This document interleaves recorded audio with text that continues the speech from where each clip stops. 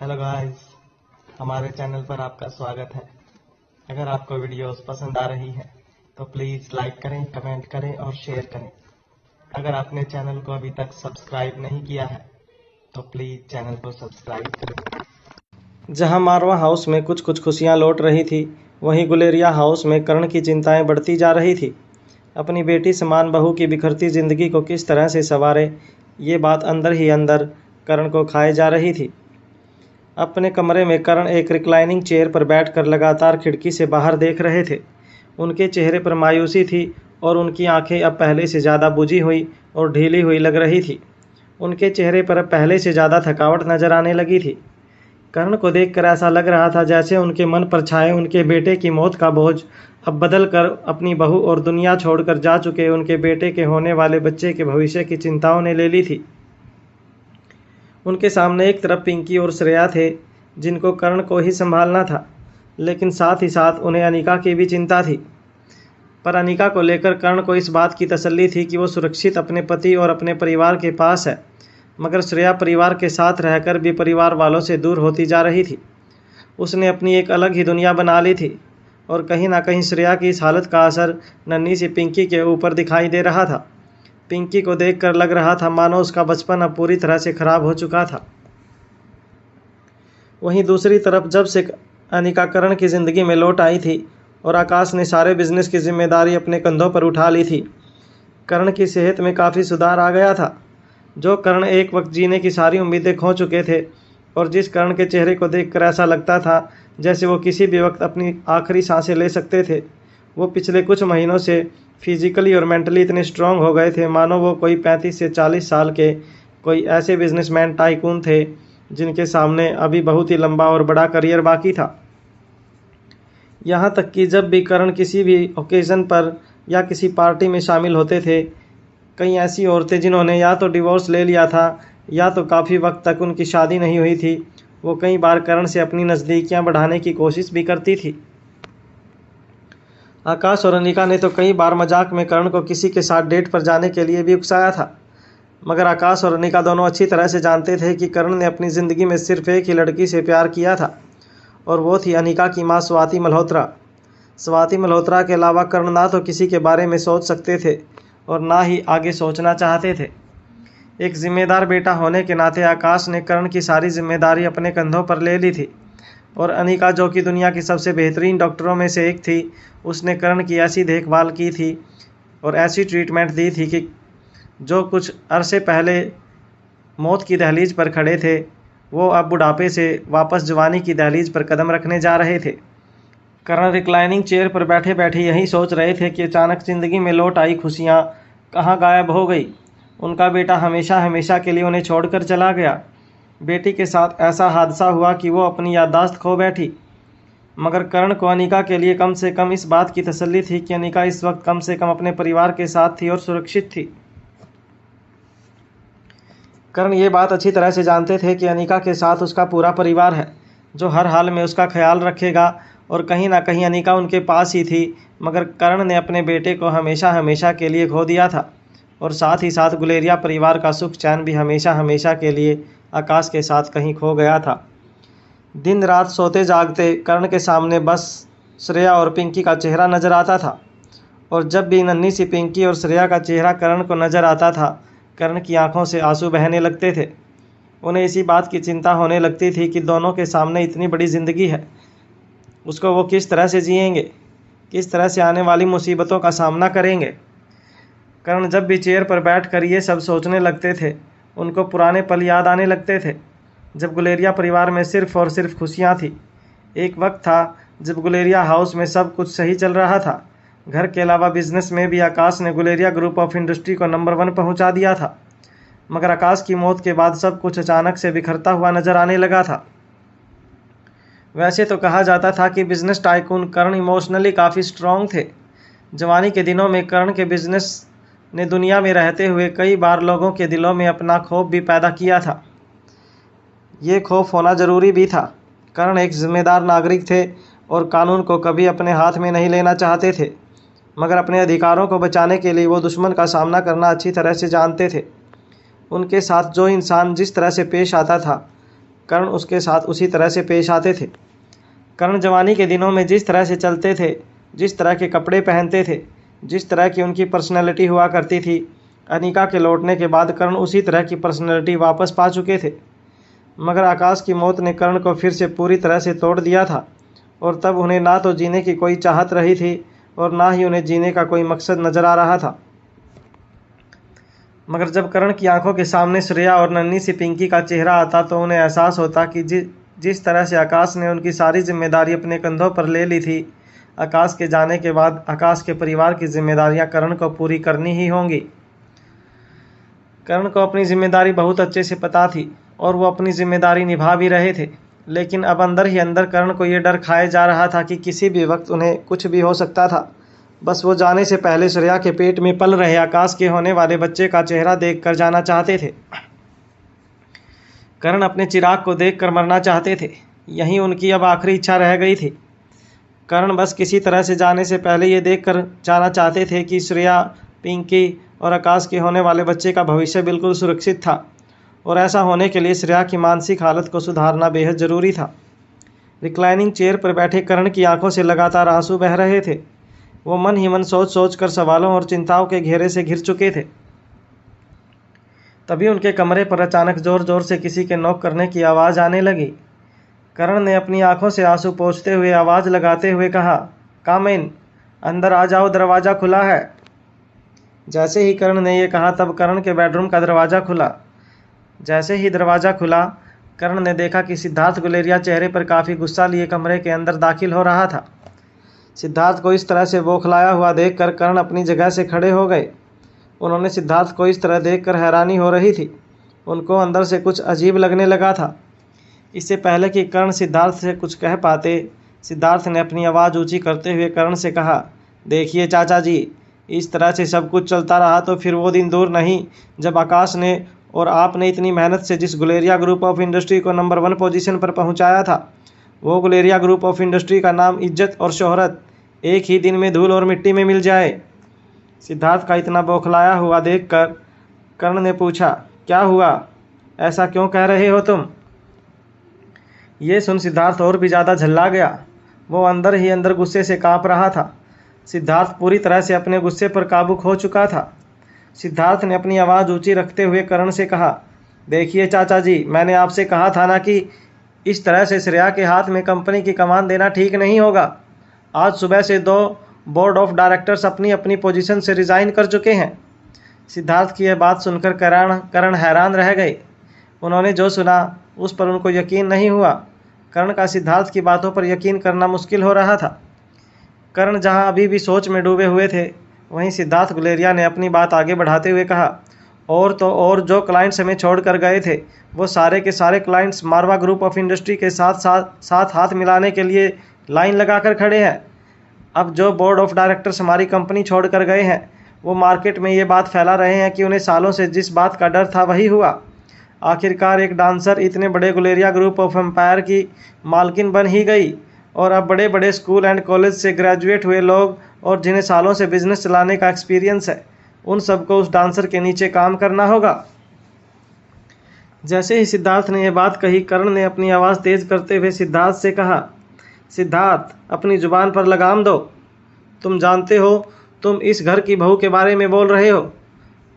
तुमने ये सब बोलने से पहले जरा सा भी नहीं सोचा? बाहर लोग सुनेंगे तो जानते भी हो क्या सोचेंगे। कर्ण की आवाज़ तेज होते हुए देखकर सिद्धार्थ ने अपनी नज़रें झुका ली और अपनी आवाज़ को कंट्रोल करते हुए कहा, देखिए चाचा जी, मैं भी अच्छी तरह से जानता हूँ कि मुझे इस भाषा में बात नहीं करनी चाहिए, मगर आप मेरा मुंह तो बंद कर लेंगे, मगर बाहर वालों का क्या होगा? आप किन किन लोगों का मुंह बंद करवाएंगे? लोग तो यहाँ तक भी कह रहे हैं कि आकाश जैसे बिजनेस टाइकून को अपने रंग रूप के जाल में फंसाकर श्रेया ने शादी से पहले ही आकाश के बच्चे को जन्म दे दिया, और उसके बाद आकाश को ब्लैकमेल करके उसकी ज़िंदगी में आई और ज़बरदस्ती इस घर की और कंपनी की मालिक बन गई।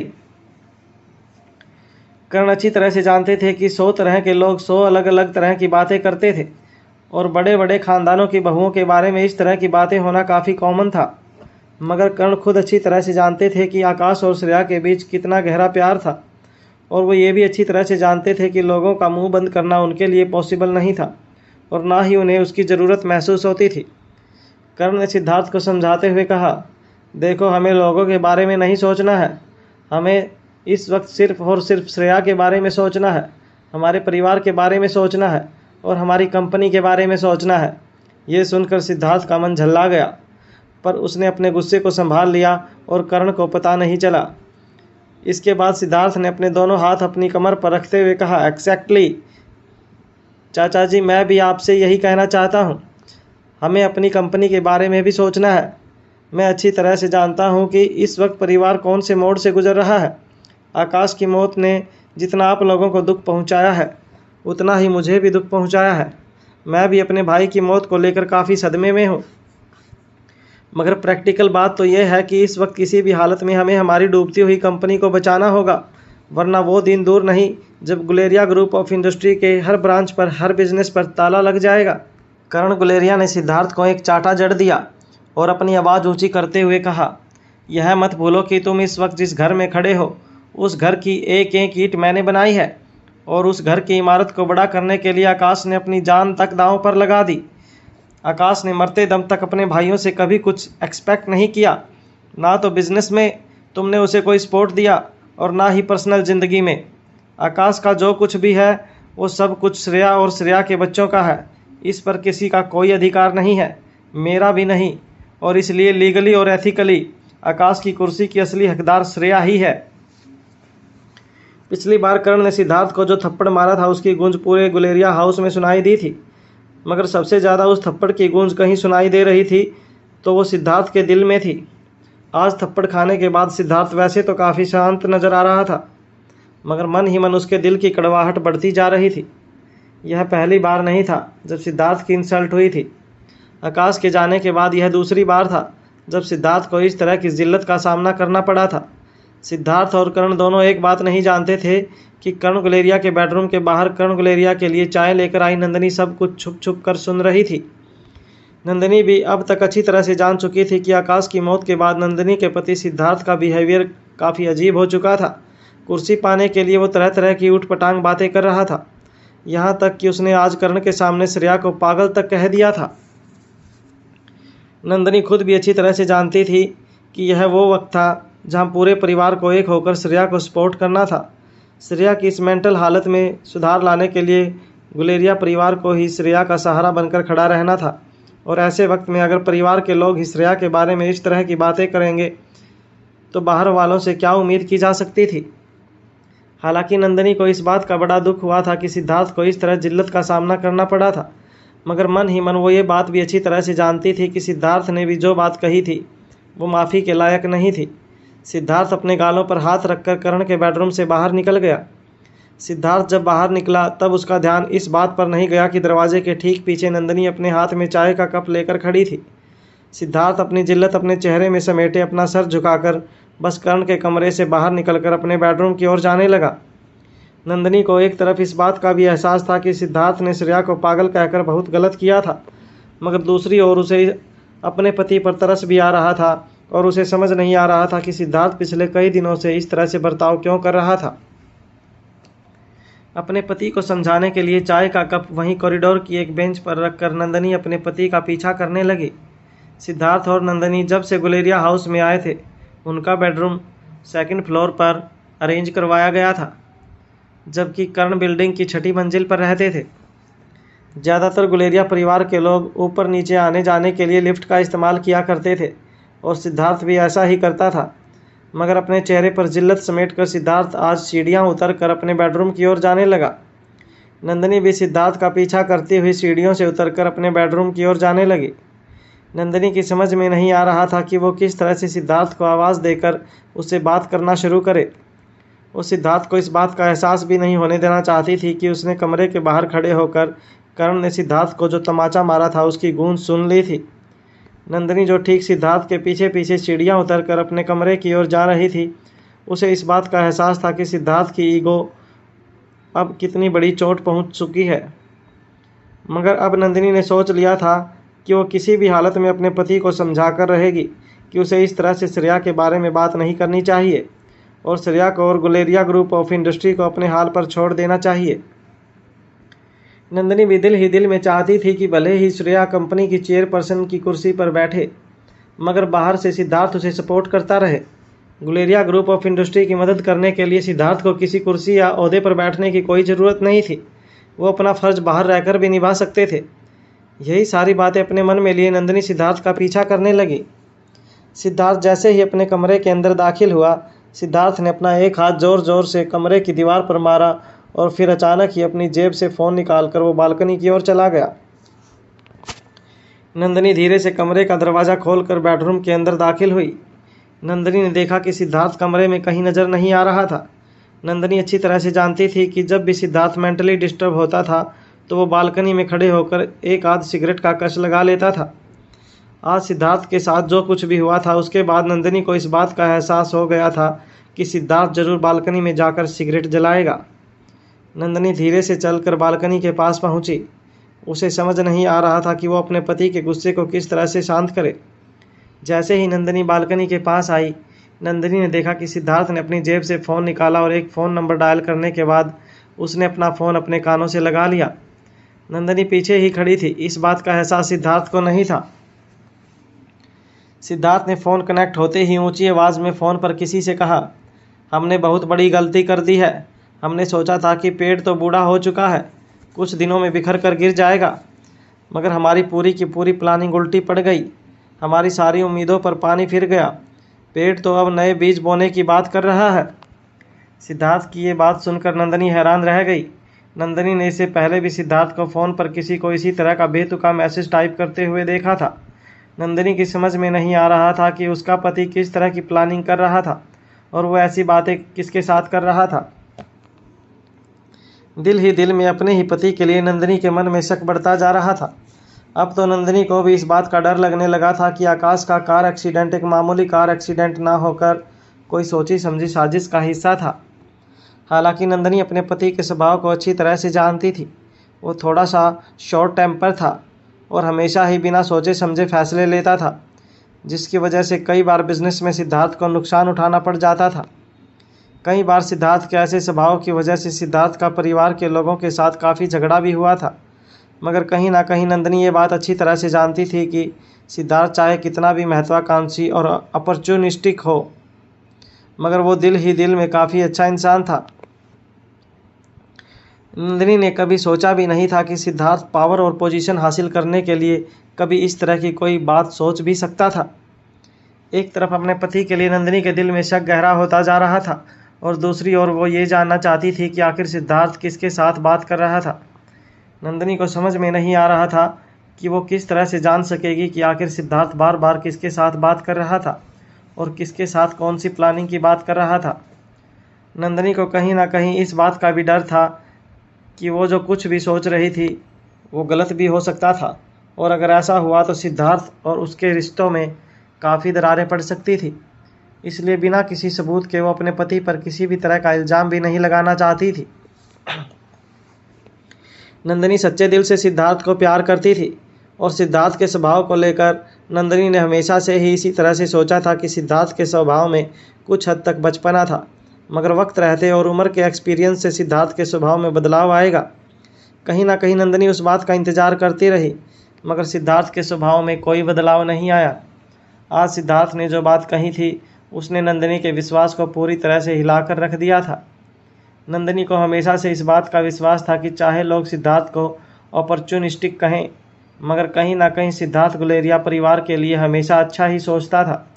मगर पिछले कुछ दिनों से सिद्धार्थ के बर्ताव को देखकर और अब फ़ोन पर सुनी बातों को देखने के बाद नंदिनी किसी भी तरह से इस बात का यकीन कर लेना चाहती थी कि वो इस वक्त जो कुछ भी सोच रही थी वो सब गलत था। मगर नंदिनी अच्छी तरह से जानती थी कि ये वक्त अब सिद्धार्थ के साथ बात करने का सही वक्त नहीं था। नंदिनी दबे पांव अपने कदम पीछे लेने लगी। सिद्धार्थ ने गुस्से से फ़ोन एक टी पोट पर रखा और अपनी जेब से सिगरेट का पैकेट निकाल कर उसने सिगरेट जला ली। इससे पहले कि सिद्धार्थ को इस बात का एहसास होता कि वहाँ उसके साथ साथ और कोई भी मौजूद था, उससे पहले ही नंदिनी दबे पांव वहाँ से निकल गई। कमरे से बाहर निकलने के बाद नंदिनी बस बार बार अपने दिल में यही सोच रही थी कि वो किस तरह से इस बात का पता लगा सकती थी कि आखिर सिद्धार्थ फ़ोन पर किसके साथ बातें कर रहा था। वो कौन सी प्लानिंग थी जो सिद्धार्थ किसी और के साथ मिलकर कर रहा था। मारवा हाउस में धीरे धीरे खुशियां वापस लौट रही थी। ऐसा लग रहा था जैसे रोहित और उसके परिवार की गाड़ी फिर से पटरी पर आने की तैयारी कर रही थी।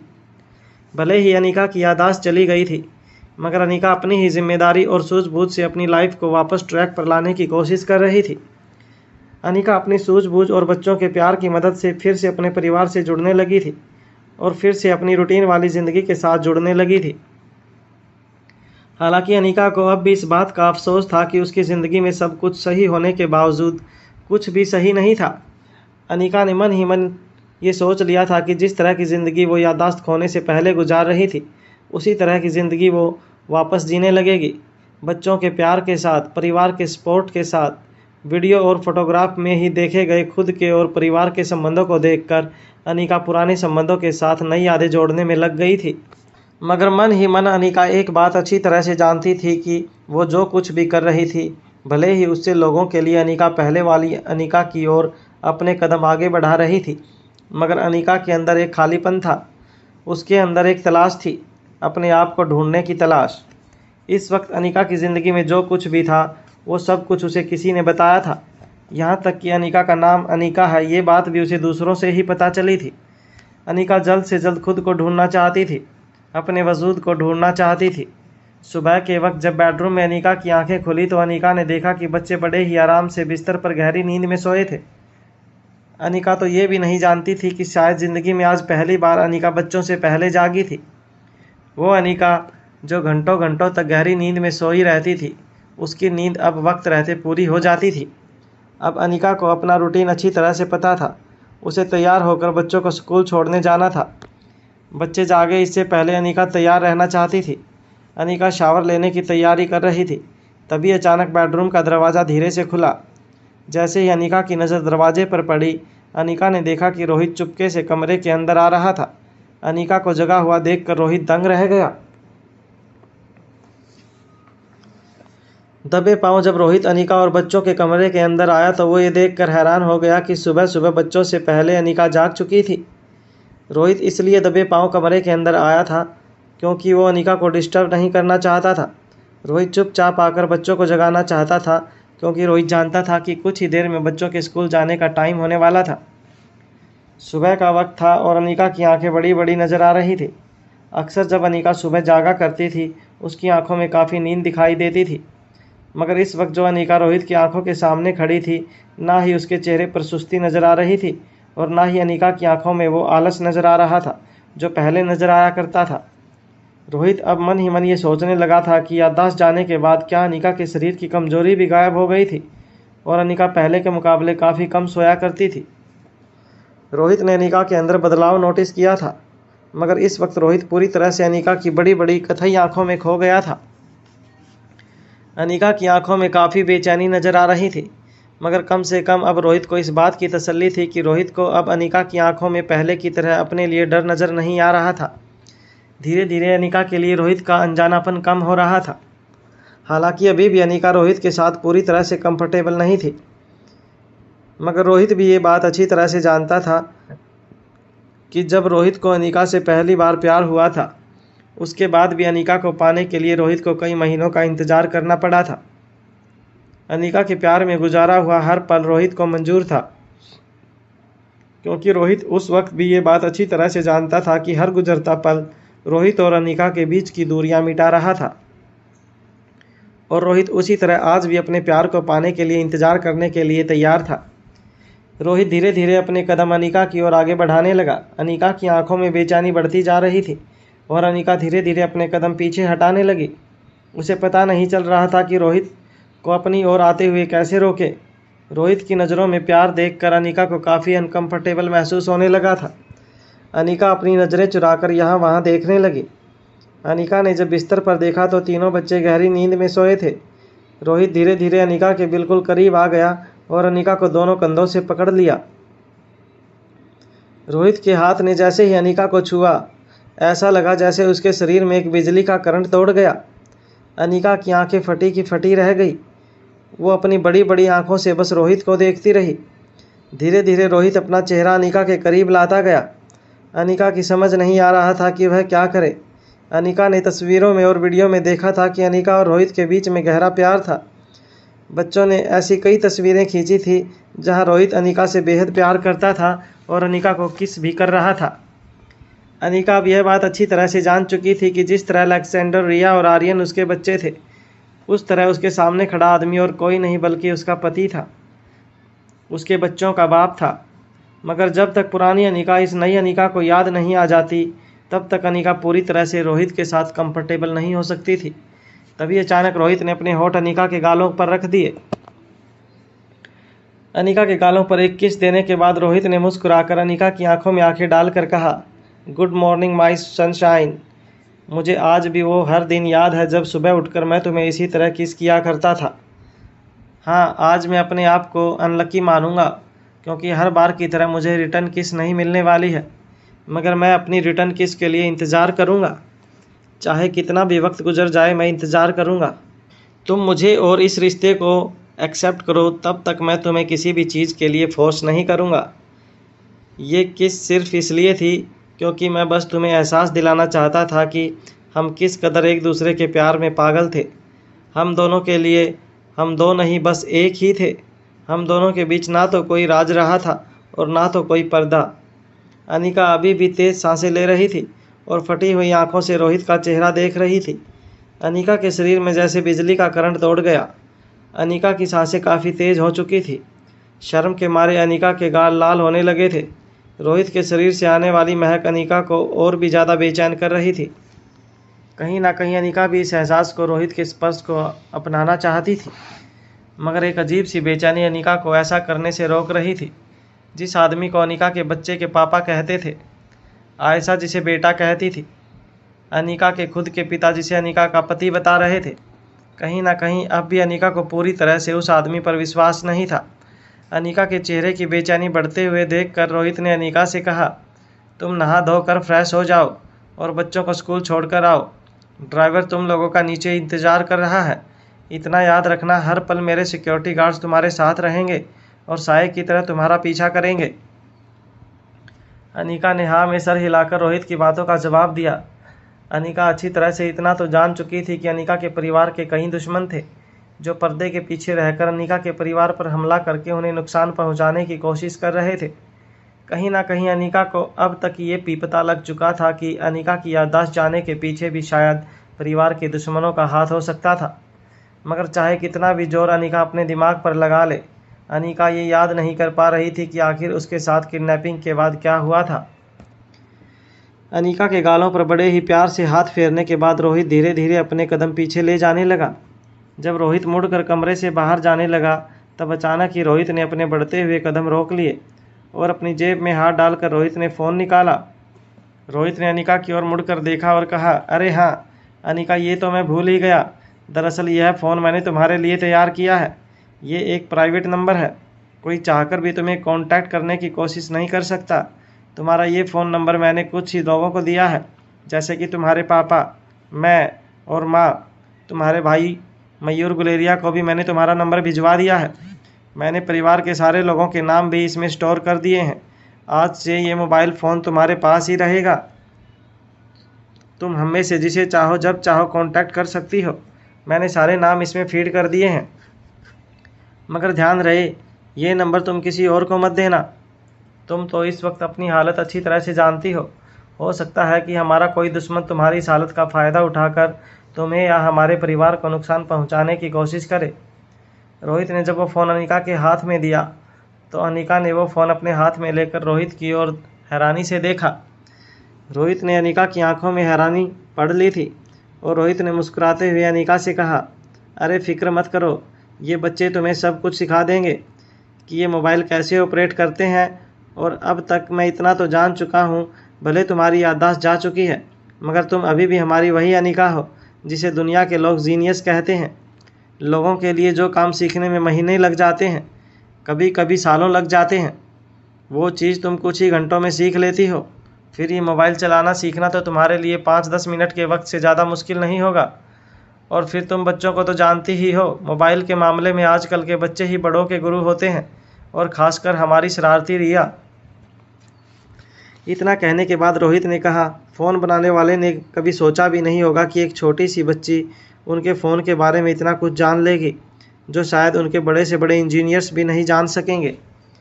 रोहित मुस्कुराकर बिस्तर पर सोए बच्चों की ओर देखने लगा। फिर रोहित ने अनिका की ओर देखकर कहा, अब बच्चों को जगा दो, उन्हें स्कूल के लिए लेट हो रहा है। ये कहने के बाद रोहित कमरे से निकल गया। आज रोहित का जिस तरह का बर्ताव था, जिस तरह की बातें रोहित ने की थी, अनिका को अचानक ही ये महसूस होने लगा कि अब रोहित के लिए उसका अनजानापन कुछ कुछ कम होने लगा था। रोहित के होठों का स्पर्श जैसे अनिका के गालों पर नहीं बल्कि उसके दिल पर छप चुका था और अनिका की तेज हुई सांसें धीरे धीरे नॉर्मल होने लगी थी। अनिका के कमरे से बाहर निकलने के बाद जब रोहित ऑफिस जाने के लिए अपने कमरे में जाकर तैयारियां करने लगा, तब अचानक रोहित के कमरे पर कोई नॉक करने लगा। दरवाजे पर नॉक की आवाज़ सुनकर रोहित हैरान हो गया। रोहित ने अपनी घड़ी में जब वक्त देखा तो सुबह के 7:30 बजने वाले थे। इतने सालों में इतनी सुबह सुबह रोहित के कमरे में कोई नहीं आया था। नौकरों को भी इजाज़त नहीं थी कि सुबह के वक्त रोहित को डिस्टर्ब किया जाए।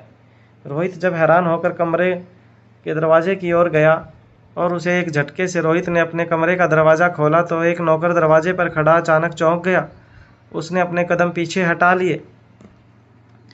रोहित ने हैरानी से उस नौकर को देखा और पूछा, क्या हुआ, कोई अर्जेंट काम है? वो नौकर काफ़ी घबराया हुआ लग रहा था। उसे समझ नहीं आ रहा था कि वो रोहित को कैसे सामना करे। नौकर ने कांपती हुई और डरी हुई आवाज़ में रोहित से कहा, माफ़ कीजिएगा साहब, वो बड़ी मालकिन ने मुझे भेजा है। बड़ी मालकिन ने आपको याद किया है। रोहित ने फिर से अपनी घड़ी में वक्त देखा।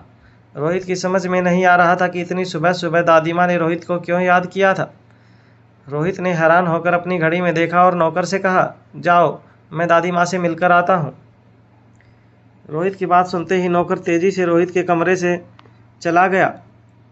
ऑफिस जाने की सारी तैयारियां पूरी करने के बाद रोहित अपने कमरे से बाहर निकला। लिविंग रूम में जब रोहित पहुंचा तब रोहित का ड्राइवर और रोहित के सिक्योरिटी गार्ड रोहित के आने का इंतजार कर रहे थे। रोहित के हाथ से बैग लेकर ड्राइवर दौड़कर लिविंग रूम से बाहर चला गया। रोहित ने घर की हेड सर्वेंट को अपने पास बुलाते हुए कहा, दादी माँ कहाँ है? क्या वो अपने कमरे में है? हेड सर्वेंट ने हाथ के इशारे से रोहित से कहा, नहीं, बड़ी मालकिन वहाँ गार्डन में आपका इंतज़ार कर रही हैं। बड़ी मालकिन के साथ साथ छोटी मालकिन यानी कि आपकी मम्मी जी भी वहीं पर हैं।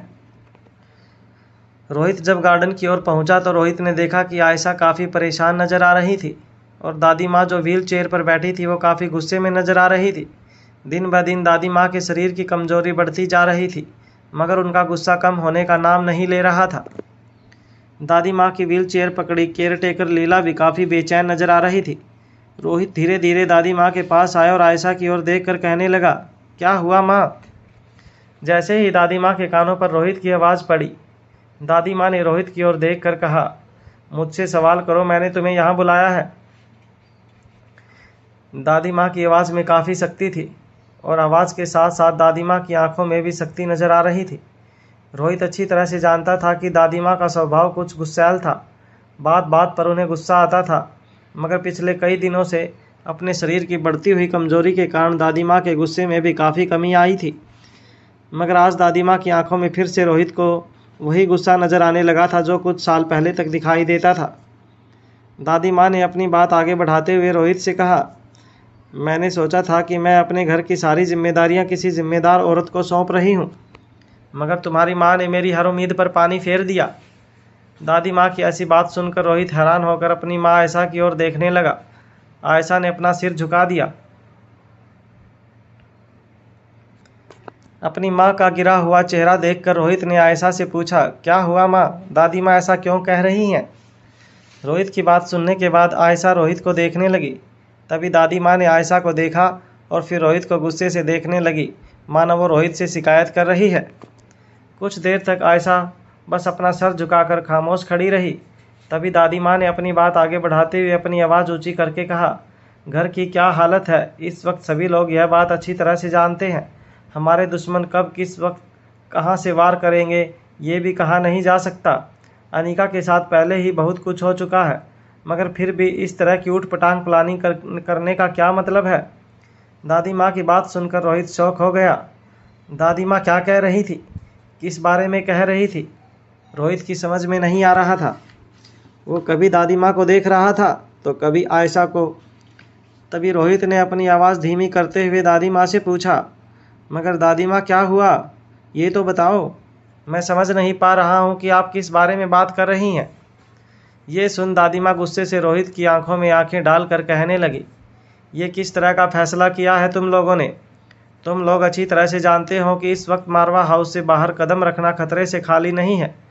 फिर ये तुम लोग छुट्टियां मनाने की प्लानिंग क्यों कर रहे हो। दादी माँ की बात सुनकर रोहित हैरानी से आयशा की ओर देखने लगा। उसे अब थोड़ा थोड़ा समझ आ रहा था। रोहित अभी कुछ कहता, इतने में दादी माँ ने फिर से अपनी आवाज़ ऊंची करते हुए रोहित से कहा, उसकी तरफ क्या देख रहा है।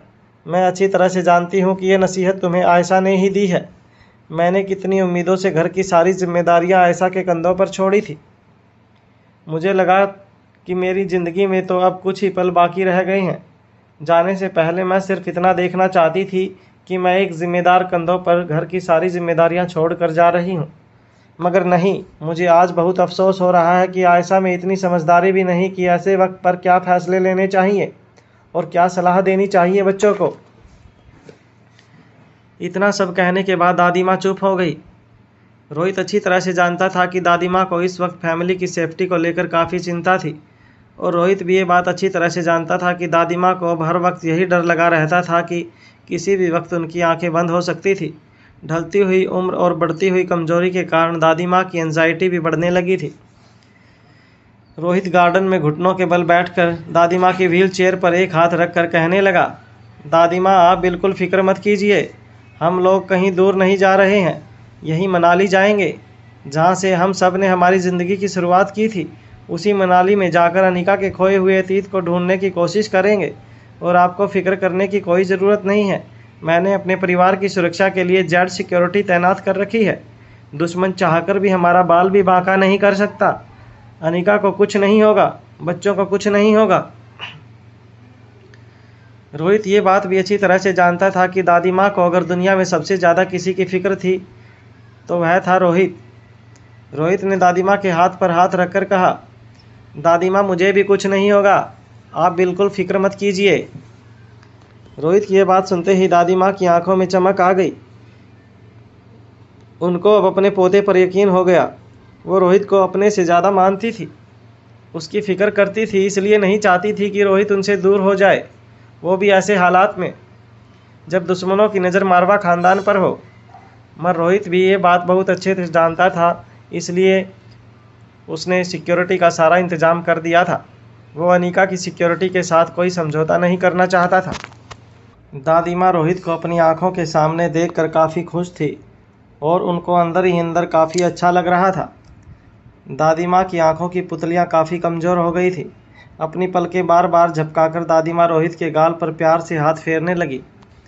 दादी माँ ने अपनी बूढ़ी कमज़ोर हो रही आवाज़ में नरमी लाते हुए रोहित से कहा, तुम्हारे दादाजी ने ये विरासत अपने बेटे को नहीं बल्कि अपने पोते को सौंपी है, क्योंकि तुम्हारे दादाजी अच्छी तरह से जानते थे कि इस मारवा ख़ानदान के असली वारिस तुम ही हो।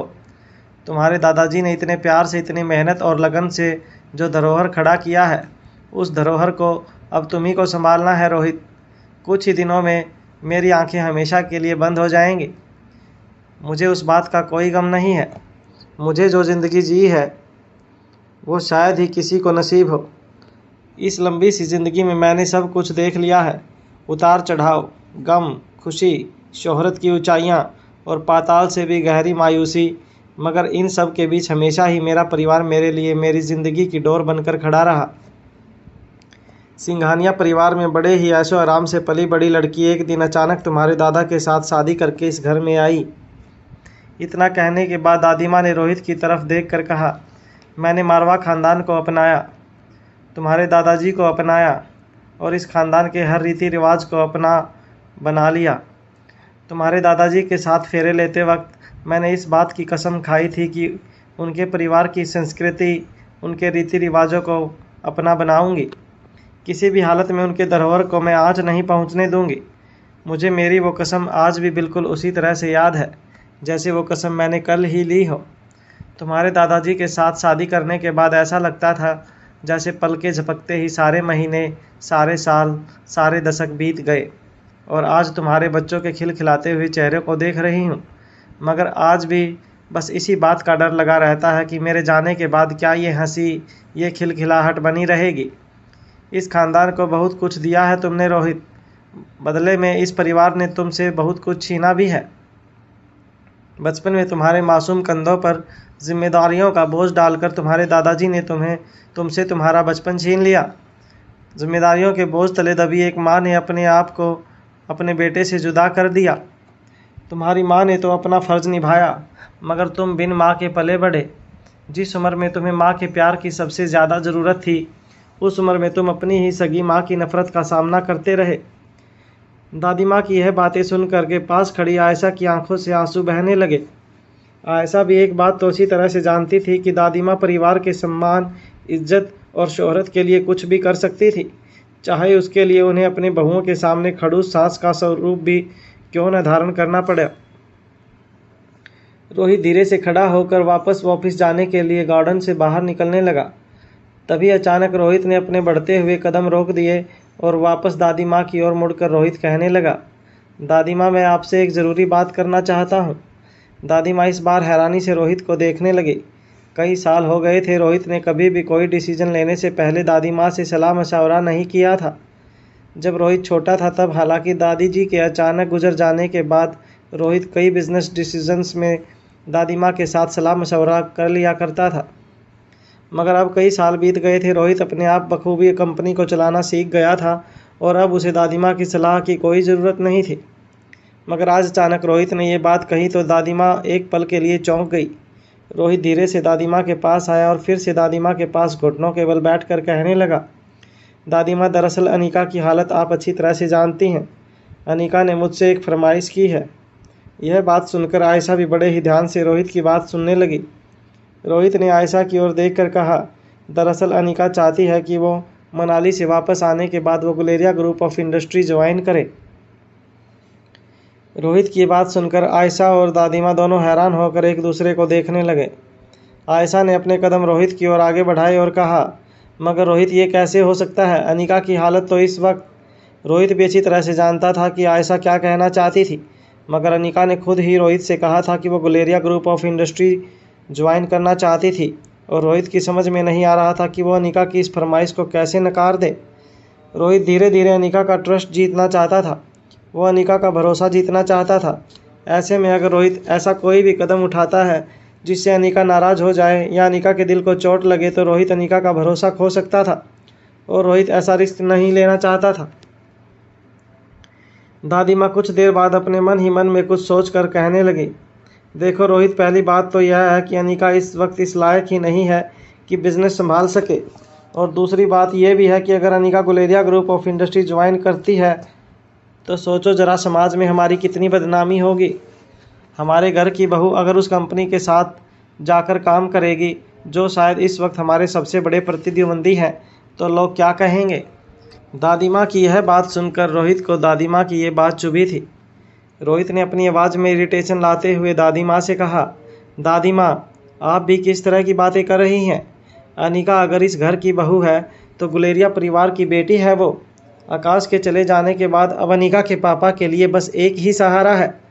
आयशा भी रोहित की सिचुएशन अच्छी तरह से समझ पा रही थी।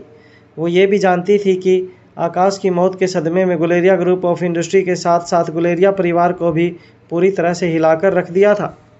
आकाश गुलेरिया ग्रुप ऑफ इंडस्ट्रीज़ के साथ साथ गुलेरिया परिवार की नींव माना जाता था और अब उस परिवार की नींव ढह चुकी थी और अब परिवार की बेटी होने के नाते अनीका का भी फर्ज बनता था कि वो परिवार के मुश्किल समय में उनके साथ खड़ी रहे। मगर साथ ही साथ आयशा ये भी जानती थी कि अनीका इस वक्त उस स्थिति में ही नहीं थी कि वो चाहकर भी अपने परिवार की मदद कर सके। दादी माँ और आयशा दोनों नहीं जानते थे कि रोहित की इस बात पर वो क्या रिएक्ट करें। आयशा ने रोहित के कंधे पर हाथ रखते हुए कहा, बेटा, तुम जो भी फैसला लो सोच समझ कर लेना। ये बड़ी अच्छी बात है कि अनीका अब धीरे धीरे हमसे जुड़ने लगी है और साथ ही साथ अपने परिवार के साथ भी जुड़ना चाहती है। इसमें कोई हर्ज नहीं। बस हमें इस वक्त फ़िक्र होनी चाहिए तो अनीका की सेफ्टी की। पहले ही अनीका की सेफ्टी में लापरवाही बरत कर हम इतना बड़ा जुर्माना भुगत चुके हैं, अब आगे कहीं। इससे पहले कि आयशा आगे कुछ कहती, उससे पहले आयशा ने अपने आप को रोक लिया। रोहित ने वो बात सुन ली थी जो आयशा ने नहीं कही थी। कहीं ना कहीं रोहित को अंदर ही अंदर अपना गिल्ट खाए जा रहा था। अनीका की किडनैपिंग कहीं ना कहीं उसकी ही लापरवाही का नतीजा था। दादी माँ, रोहित और आयशा गार्डन में बातें कर ही रहे थे कि अचानक ही मारवा हाउस के अंदर से शोरगुल की आवाज़ें आने लगी। अंदर से आ रही आवाज़ों को सुनकर रोहित और आयशा हैरानी से एक दूसरे को देखने लगे। जैसे ही मारवा हाउस के अंदर से शोरगुल की आवाज़ आने लगी, आयशा दादी माँ की व्हील चेयर को धकेलते हुए आगे बढ़ाने लगी और रोहित तेज़ी से घर के अंदर चला गया। घर के अंदर पहुंचते ही रोहित ने देखा कि तीनों बच्चे स्कूल यूनिफॉर्म में तैयार होकर शोर मचा रहे थे।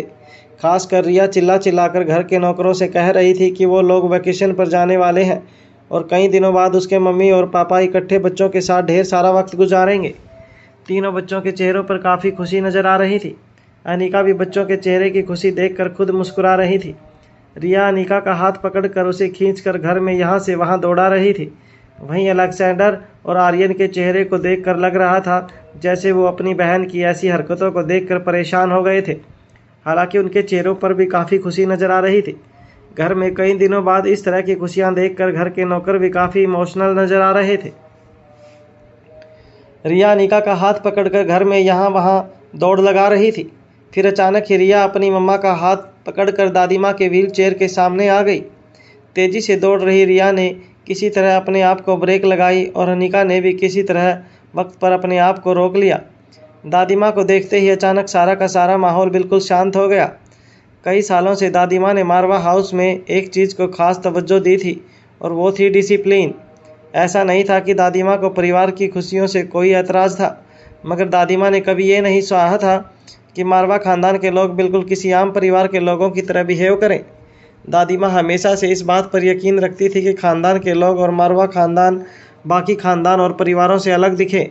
उनका रहन सहन, उनके बात करने का तरीका, सब कुछ। दादी माँ की बुझती हुई आंखों में भी शक्ति साफ नज़र आ रही थी। दादी माँ की आंखों में शक्ति देखकर रिया, जो भी कभी किसी से नहीं डरती थी और बेबाक अपनी बातें सबके सामने करती थी, वो भी एक पल के लिए अपनी जगह पर रुक गई। जहाँ एक पल के लिए रिया के चेहरे से हंसी भी गायब हो गई थी, वहीं अनीका खुलकर मुस्कुरा रही थी। दादी माँ की नज़रें भी उसी पर गड़ी हुई थी।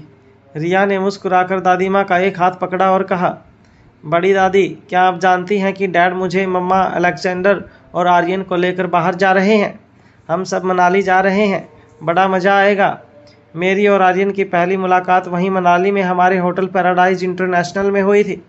डैड और मम्मा तो उस वक्त एक दूसरे को जानते भी नहीं थे, मगर आज मम्मा और डैड एक साथ हैं तो सिर्फ मेरे और आर्यन की वजह से।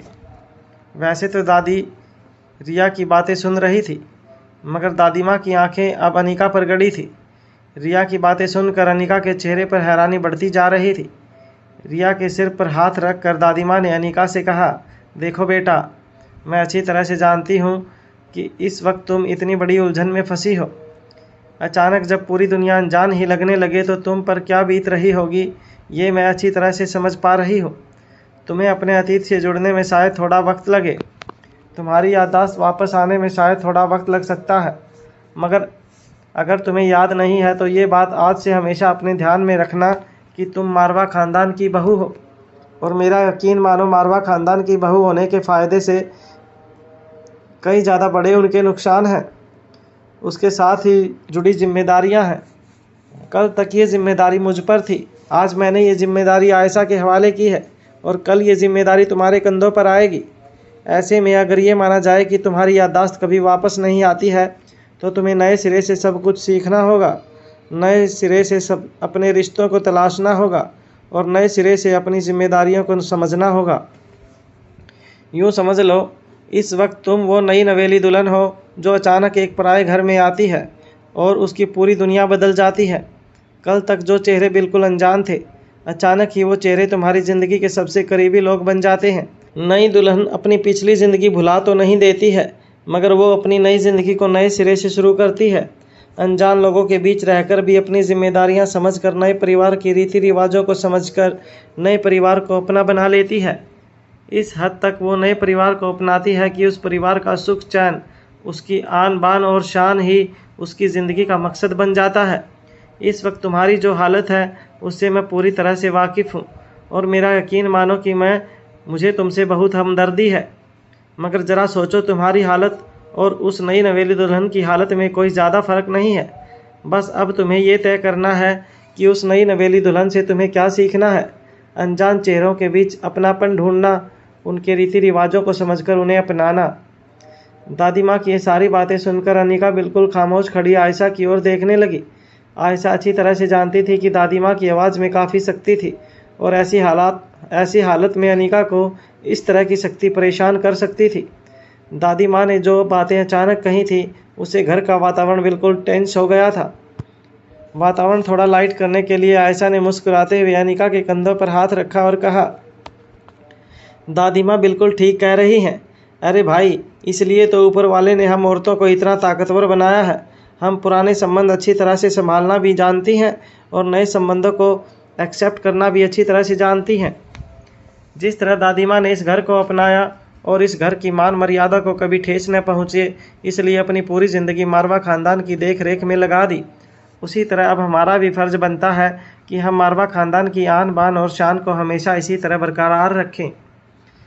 इसके बाद आयशा ने मुस्कुराते हुए दादी माँ की ओर देखा और कहा, मगर देखिए दादी माँ, हम भी कितने किस्मत वाले हैं कि हमें ऐसी बहू मिली है। भले ही आज इसे अपना अतीत याद नहीं है, उसकी ज़िंदगी से जुड़े कोई चेहरे याद नहीं है, मगर आज भी उसके संस्कार उसी तरह बरकरार हैं। जहाँ आजकल की बहू ये रिश्ते की अहमियत को अच्छी तरह से समझने के बावजूद अपने घर के बुजुर्गों के साथ बुरा बर्ताव करती हैं, वहाँ संबंधों की परिभाषा ना जानते हुए भी आपकी बात कितनी अच्छी तरह से सुनी है हमारी अनिका ने। दरअसल आयशा भी अच्छी तरह से जानती थी कि दादी माँ को बस अब इसी बात का अफसोस था और इसी बात की शायद चिंता थी कि भविष्य में अनिका की याददाश्त शायद वापस कभी ना लौटे, और ऐसे हालात में मारवा ख़ानदान का क्या होगा। अगर घर की बड़ी बहू होने के नाते ख़ानदान की जिम्मेदारियां अनिका नहीं संभाल पाएगी तो एक एक करके परिवार बिखर जाएगा। दादी माँ की परेशानी अच्छी तरह से समझते हुए आयशा मारवा ने अनिका के कंधे पर हाथ रखा और कहा, चलो अब जिम्मेदारियां निभाने का वक्त आ गया है, बच्चों को स्कूल छोड़ आओ। आयशा की बात सुनकर अनिका ने एक बार आयशा की आंखों में आंखें डालकर मुस्कुराकर कहा, ठीक है। अनिका भी ये समझ चुकी थी कि आयशा ने सिचुएशन संभालने के लिए बात कही थी। अनिका तीनों बच्चों के साथ मारवा हाउस के लिविंग रूम में बाहर निकल गई, जहां पहले से रोहित ने ड्राइवर और बाकी सिक्योरिटी गार्ड्स को तैयार रखा था। अनिका के जाने के बाद रोहित अपने घुटनों के बल बैठकर दादी माँ से कहने लगा, दादी माँ, इस तरह से अनिका से बात करने का क्या मतलब था? आप तो अच्छी तरह से जानती हैं कि इससे पहले कि रोहित अपनी बात आगे बढ़ा पाता, दादी माँ ने अपने हाथ के इशारे से रोहित को रोक लिया और कहा, मेरी बात समझने की कोशिश करो। अनिका की याददाश्त वापस आए या ना आए, उसका और इस घर का रिश्ता अलग नहीं हो सकता। अगर पुरानी अनिका वापस नहीं आ सकती तो हमें नई अनिका को पुराना तौर तरीके और अनिका के रहन सहन के तौर तरीके सिखाने होंगे। यह कहने के बाद दादी माँ ने अपनी केयर टेकर लीला को इशारा किया। इशारा समझते ही लीला ने दादी माँ के व्हील चेयर को अपने हाथों में पकड़ लिया और दादी माँ को अपने कमरे की ओर ले जाने लगी। रोहित और आयशा दोनों हैरानी से एक दूसरे को देखने लगे। वैसे दादी माँ ने जो बात कही थी वो पूरी तरह से गलत नहीं थी। कहीं ना कहीं रोहित की निजी ज़िंदगी में भी रोहित की दादी माँ की कही इस बात को फॉलो करना था। दादी माँ जाने अनजाने में बहुत बड़ी बात कह गई थी कि अगर नई अनिका को पुरानी अनिका याद नहीं आती तो हमें नई अनिका को पुरानी अनिका के जीने के तौर तरीके सिखाने होंगे। कार में तीनों बच्चे बैक सीट में अनिका के अगल बगल में बैठे थे।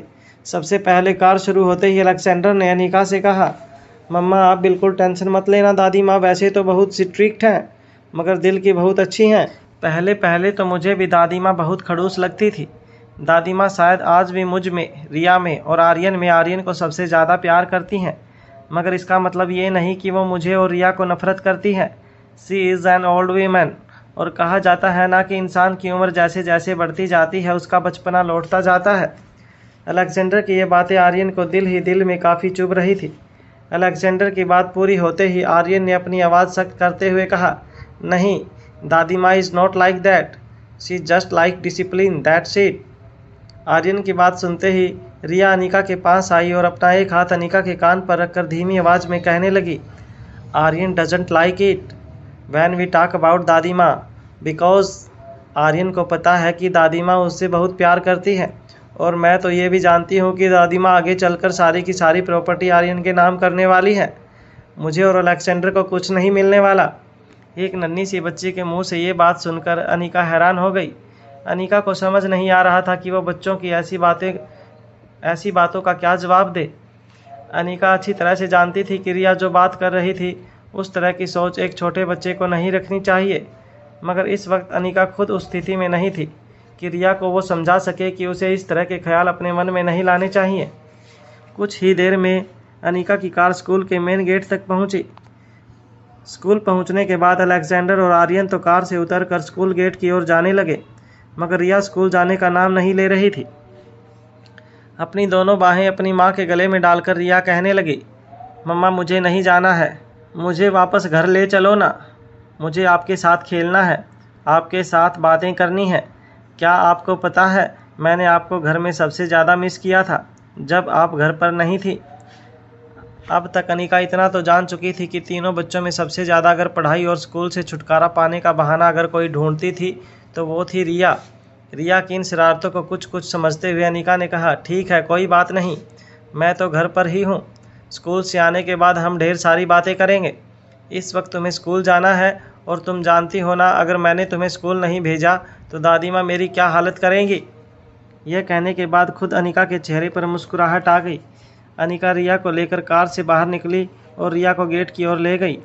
तीनों बच्चों को बाय कहने के बाद जैसे ही अनिका वापस कार में बैठने के लिए मुड़ी, अचानक अनिका के सामने एक 45 से 50 साल की औरत आ गई। अनिका उन्हें इस तरह अपने सामने देखकर चौंक गई। तभी उस औरत ने अनिका से कहा, अरे Anika, how are you now. मैंने कुछ दिनों पहले एक बड़ी ही अजीब सी काली गाड़ी में तुम्हें सुबह के 3:30 या 4 बजे उतरते हुए देखा था। वो आदमी कौन था उस वक्त तुम्हारे साथ। उस औरत की ये बात सुनकर अनिका हैरान रह गई। हेलो गाइज, हमारे यूट्यूब चैनल पर आपका स्वागत है। अगर आपने अभी तक चैनल को सब्सक्राइब नहीं किया है तो प्लीज़ चैनल को सब्सक्राइब करें, लाइक करें, कमेंट करें और अपने दोस्तों के साथ शेयर करें। अनिका फटी हुई आंखों से उस औरत को देखती रही। उस औरत ने जब अनिका से कहा कि बड़ी काली गाड़ी से उस औरत ने रात के 3:30-4 बजे अनिका को किसी के साथ देखा था, तो अनिका बस हैरानी से उस औरत को देखती रही। उस औरत को अनिका के चेहरे के एक्सप्रेशन देखकर ऐसा लगा जैसे वो कोई गलत बात कर रही थी। वो औरत भी स्कूल के गेट पर अपने बच्चों को छोड़ने आई थी। जिस स्कूल में अलेक्जेंडर और आर्यन पढ़ाई करते थे, उस स्कूल में काफ़ी ऐसे बच्चे आते थे जो वीवीआईपी के बच्चे होते थे और उन्हें सिक्योरिटी के सख्त ज़रूरत होती थी। स्कूल के मेन गेट के अंदर और बाहर काफ़ी ज़्यादा सिक्योरिटी का पहरा था। अनिका की आंखों को देखकर उस औरत को ऐसा लगा जैसे अनिका उन्हें पहचान नहीं पा रही थी।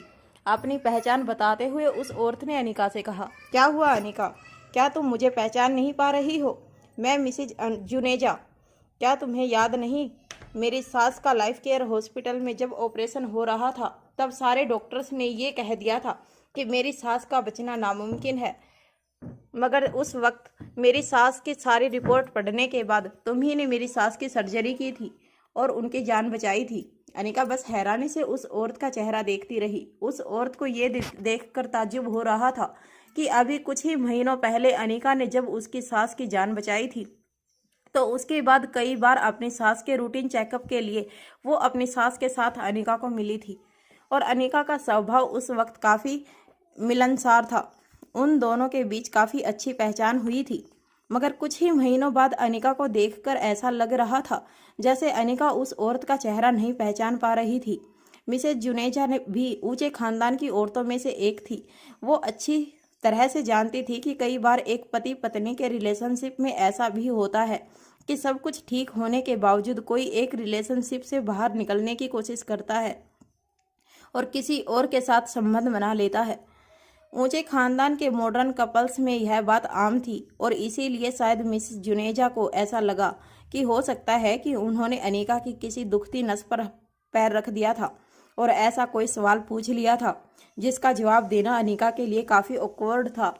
वहाँ अनिका ये बात बिल्कुल नहीं जानती थी कि मिसेस जुनेजा कौन सी काली गाड़ी की बात कर रही थी और रात को 3:30 बजे मिसेस जुनेजा ने अनिका को किसके साथ देखा था। अनिका जब से होश में आई थी, अनिका सिर्फ रोहित और अपने परिवार वालों के साथ रही थी। होश में आने से पहले अनिका के साथ क्या हुआ था, वो किसके साथ मारवा हाउस तक पहुंची थी, ये सारी बातें अनिका अपने अतीत के साथ भुला चुकी थी। वहाँ मिसेज जुनेजा को अपने सवाल पर काफ़ी ज़्यादा शर्मिंदगी महसूस हो रही थी। इसीलिए मिसेज जुनेजा ने अनिका के कंधे पर हाथ रखकर कहा, आई एम सॉरी अनिका, अगर मैंने कोई ऐसा सवाल पूछ लिया हो जो मुझे नहीं पूछना चाहिए था तो I am really very sorry, please don't mind मी। अनिका अभी भी काफ़ी हैरानी से मिसेज जुनेजा की ओर देख रही थी। मिसेज जुनेजा ने अनिका की आंखों में हैरानी पड़ते हुए कहा, देखो अनिका, मैं तुमसे माफ़ी मांग चुकी हूँ और मैं तुमसे वादा करती हूँ कि ये बात मैं कभी किसी को नहीं बताऊंगी। मिसेज जुनेजा अच्छी तरह से जानती थी कि अनिका किस तरह की लड़की थी। अनिका के स्वभाव के बारे में ना सिर्फ मिसेज जुनेजा ने सुन रखा था, बल्कि उन्होंने खुद महसूस किया था। मगर आज अनिका की आंखों में अपने लिए अनजानापन देखकर उनकी समझ में नहीं आ रहा था कि अनिका उन्हें पहचानने से क्यों इनकार कर रही थी, जबकि कुछ ही महीनों पहले तक अनिका उसके साथ काफ़ी अच्छी तरह से बातचीत करती थी। मिसेज जुनेजा को अनिका के साथ बात करते हुए देखकर अचानक रोहित के कुछ बॉडीगार्ड अनिका के पास आए और मिसेज जुनेजा को इशारे से दूर रहने को कहते हुए अपने हाथ में कुछ पिस्तौल लेकर आगे आए। अनिका के बॉडीगार्ड को इस तरह आते देखकर मिसेज जुनेजा हैरान हो गई और वो घबराकर पीछे हटने लगी। तभी रोहित के एक सीनियर बॉडीगार्ड ने मिसेज जुनेजा के पास आकर कहा, देखिए मिसेज जुनेजा, इस वक्त मैडम की तबीयत कुछ ठीक नहीं है, आप मेहरबानी करके उनके साथ बाद में बात कीजिएगा। अनिका की याददाश्त चली गई थी। ये बात अभी कई लोगों तक नहीं पहुंची थी और मिसेज जुनेजा उन लोगों में से थी जो ज़्यादा किटी पार्टी और गॉसिप में यकीन नहीं रखती थी। इसीलिए शायद अब तक यह बात मिसेज जुनेजा तक नहीं पहुंची थी कि अनिका के साथ क्या क्या हुआ था। अनिका मन ही मन ये सोच रही थी कि मिसेज जुनेजा कौन सी काली गाड़ी से उतरने की बात कर रही थी। मिसेज जुनेजा ने जो बात कही थी वो अनिका के अलावा और किसी ने नहीं सुनी थी। हैरान मिसेज जुनेजा वहाँ से अपना सर झुकाकर चली गई। उनकी समझ में नहीं आ रहा था कि भले ही अनिका की तबीयत ठीक नहीं थी, मगर वो उन्हें पहचानने से क्यों इनकार कर रही थी। मिसेज जुनेजा भले ही दिल की बड़ी साफ थी, मगर ऊंचे खानदान से ताल्लुक़ रखने के कारण उन्हें भी यह गवारा नहीं था कि कोई उनको इस तरह से अनदेखा करे। इसीलिए मिसेज जुनेजा चुपचाप अपना सर झुकाकर वहाँ से चली गई। मिसेज जुनेजा के जाने के बाद रोहित के एक सीनियर सिक्योरिटी गार्ड ने अनिका के पास आकर कहा, मैडम आप फिक्र मत कीजिए, मगर आपके साथ ऐसे हादसे बड़े आम हैं। कई लोग आपसे और मारवा खानदान से जुड़ने के लिए आपसे दोस्ती बढ़ाना चाहते हैं और इसीलिए आए दिन कोई ना कोई बहाना ढूंढकर आपसे बातें करने लगते हैं। कभी बच्चों की दोस्ती तो कभी एक ही तरीके के शौक की बात करके ये लोग दरअसल रोहित मारवा या डॉक्टर अमृता से अपना काम निकलवाना चाहते हैं। उस गार्ड की बात सुनकर अनिका के चेहरे की हैरानी और भी ज़्यादा बढ़ गई। अनिका के चेहरे पर हैरानी देखते हुए उस गार्ड ने मुस्कुराकर कहा, मैडम कभी कभी तो मैं सोचता हूँ कि आपके साथ जो कुछ भी हुआ वो सचमुच बुरा हुआ है या अच्छा। जिस दुनिया को आप भूल चुकी हैं, क्या उसे फिर से याद करके आपको कोई फ़ायदा होगा या नुकसान, यह भी मैं बता नहीं सकता। मगर मैडम अपनी ज़िंदगी के इतने एक्सपीरियंस के बाद इतना ज़रूर कह सकता हूँ कि ये दुनिया और इस दुनिया के लोग बड़े अजीब हैं। मतलब कि इस दुनिया को याद करने का भी क्या फ़ायदा। सिक्योरिटी गार्ड की इस बात को सुनकर उसके साथी ने उसकी पीठ थपथपाते हुए कहा, वाह भाई, वहाँ अंदर बच्चों को प्रोफेसर पढ़ा रहे हैं और यहाँ तुम लेक्चर देने लगे। चलो अब मैडम को घर वापस ले जाना है। इसके बाद अनिका सिक्योरिटी गार्ड्स के साथ वापस अपनी कार की ओर अपने कदम आगे बढ़ाने लगी, मगर मन ही मन अनिका बेचैन थी। उसके दिमाग में अब भी कई सवाल घूम रहे थे। अनिका ने जब कार में बैठने से पहले पीछे मुड़कर देखा तो मिसेज जुनेजा अपनी कार के पास खड़ी थी। मिसेज जुनेजा अनिका को अभी भी हैरानी से देख रही थी। मिसेज जुनेजा की आंखों में देखकर ऐसा लग रहा था जैसे अनिका के रिएक्शन का उनके दिल पर काफ़ी गहरा असर हुआ था। जैसे ही अनिका की नज़र मिसेज जुनेजा की नज़रों से टकराई, मिसेज जुनेजा कार में बैठकर वहाँ से चली गई। रिया, आर्यन और अलेक्जेंडर के स्कूल से कुछ ही दूरी पर पिंकी का स्कूल सनशाइन इंटरनेशनल था। सनशाइन इंटरनेशनल के गेट पर नंदनी यश और पिंकी को लेकर आई थी। पिंकी ने कई दिनों बाद स्कूल जाना शुरू किया था। आकाश की मौत की खबर ऊंचे खानदान के सभी लोगों में आग की तरह फैल गई थी। पिंकी को स्कूल में देखकर गेट पर खड़े बाकी बच्चों के पेरेंट्स काफ़ी सिंपैथी से पिंकी की ओर देखने लगे। यश और पिंकी को स्कूल के गेट पर छोड़ने के बाद नंदनी उन दोनों को स्कूल बिल्डिंग के अंदर जाता हुआ देखती रही। नंदनी खुद पिंकी को इस तरह नया जीवन शुरू करते हुए देखकर काफ़ी इमोशनल थी। वो अब अच्छी तरह से जानती थी कि पिछली बार जो पिंकी स्कूल आई थी और अब जिस पिंकी ने स्कूल जाना शुरू किया था, उन दोनों बच्चों की मानसिकता के बीच जमीन आसमान का अंतर था। पिंकी ज़्यादा किसी के साथ मिलती जुलती नहीं थी। स्कूल में भी उसके कोई ज़्यादा दोस्त नहीं थे। बस नंदिनी को अंदर ही अंदर एक ही बात खाई जा रही थी कि पिंकी किस तरह से इतने बड़े इमोशनल ट्रामा को संभालेगी। गेट पर खड़ी नंदिनी ये सब बातें सोच रही थी कि अचानक उसके कानों पर अपने बच्चों को छोड़ने आई कुछ औरतों की बातें पड़ी। कुछ औरतें आपस में ही डिस्कशन करते हुए एक दूसरे से कह रही थी, बेचारी बच्ची अपने पापा से बहुत प्यार करती थी। मैंने तो सुना है कि पिंकी जब तक 6 साल की थी तब तक अकेले आकाश ने ही उसे पाला पोसा था। ऐसे में माँ से ज़्यादा पापा के साथ एक बच्चे का लगाव होना ही जायज़ है। तभी एक दूसरी औरत ने इस बात का जवाब देते हुए कहा, और वैसे भी ये तो हम सब अच्छी तरह से जानते हैं कि एक बेटी किसी भी हालत में अपने बाप से भी ज़्यादा क्लोज होती है। तभी उम्र में थोड़ी बड़ी औरत ने उन दोनों औरतों से कहा, भाई देखिए, मैं तो बहुत मॉडर्न विचार रखती हूँ। हमारे ऊंचे खानदान में कई खानदान ऐसे भी होते हैं जो तो कहते हैं कि हम बड़े मॉडर्न हैं, मगर असल में इनकी सोच बड़ी घिसी पीटी और पुराने ज़माने की होती है। उस औरत की इस बात का जवाब देते हुए एक औरत ने उससे पूछा, क्या? मगर इसमें ये बात कहाँ से आ गई? उस औरत ने अपनी बात आगे बढ़ाते हुए कहा, देखो, मैं तो साफ साफ कहती हूँ, अगर मेरे घर पर किसी जवान बहू के साथ ऐसा कुछ हुआ होता तो मैं तो सबसे पहले अपने घर वालों को सजेस्ट करती कि इस लड़की की दूसरी शादी करवा दो। उस औरत की बात सुनकर बाकी सारी औरतें हैरान होकर एक दूसरे को देखने लगी। वैसे उस औरत की बात में कोई बुराई नहीं थी, मगर सभी औरतें ये जानती थी कि आकाश और श्रेया एक दूसरे से बहुत प्यार करते थे और गुलेरिया ग्रुप ऑफ इंडस्ट्री का अगर कोई असली वारिस था तो वो थी पिंकी और श्रेया के पेट में पल रहा आकाश का बच्चा। लेकिन अगर श्रेया की शादी किसी और के साथ कर दी जाती है तो फिर गुलेरिया ग्रुप ऑफ इंडस्ट्री का फ्यूचर भी काफ़ी ज़्यादा मुश्किलों में पड़ सकता था। सारी औरतों को चुप देखकर जिस औरत ने ये सजेशन दिया था उसने कहा, तो तुम सब लोग खामोश हो गई हो ना। यही चीज़ प्रूव करती है कि आज भी हमारा समाज पुरानी बातों से ऊपर नहीं आया है। अरे कम ऑन, हम सब पढ़ी लिखी औरतें हैं, ऊंची ऊंची फैशन करती हैं, देश विदेश घूमने जाया करती हैं, इतने पढ़े लिखे लोगों के साथ उठते बैठते हैं, मगर जब सवाल हमारे घर की औरतों का आता है तो आज भी हम सब चुप्पी छादे बैठे रहते हैं।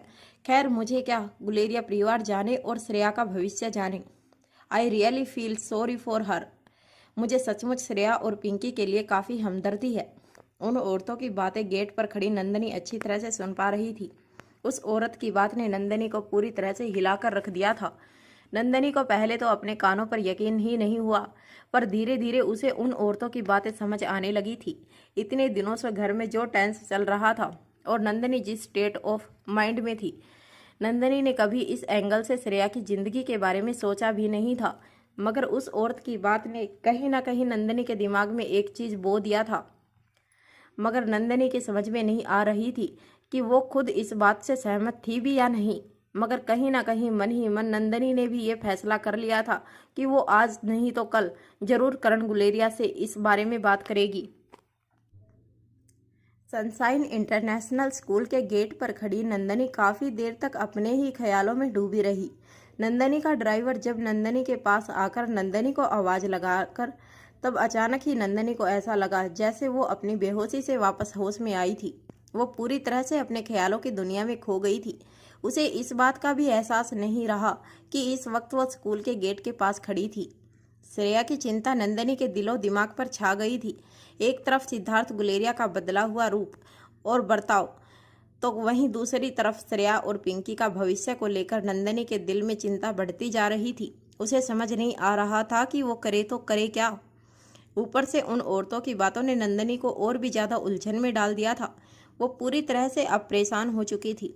एक गहरी सांस लेने के बाद सारी चिंताओं को अपने दिल में समेटे नंदिनी अपने ड्राइवर के साथ वापस घर चली गई।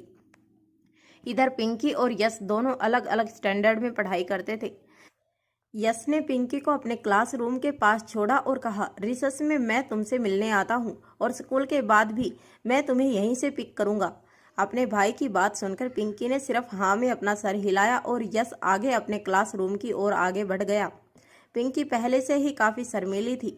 वो ज़्यादा लोगों के साथ बातें नहीं करती थी, मगर आज जो पिंकी स्कूल वापस लौटी थी उसकी आंखें में शर्म से ज़्यादा डर नज़र आ रहा था। अचानक अपने पापा का साया अपने सिर से चले जाने के बाद पिंकी को ऐसा महसूस हो रहा था जैसे उसे प्रोटेक्ट करने वाला अब इस दुनिया में कोई नहीं बचा था। इसीलिए पिंकी बस अपना सिर झुकाए क्लासरूम में अपनी बेंच की ओर अपने कदम आगे बढ़ाती रही। उसके पैर कांप रहे थे। वो अंदर ही अंदर काफ़ी डर गई थी। उसे ऐसा लग रहा था जैसे वो अपने क्लासरूम में नहीं जा रही है बल्कि किसी जंग के मैदान में जा रही है। मगर पिंकी के पास अब कोई और रास्ता भी नहीं था। आज नहीं तो कल पिंकी को क्लासरूम में आना ही था।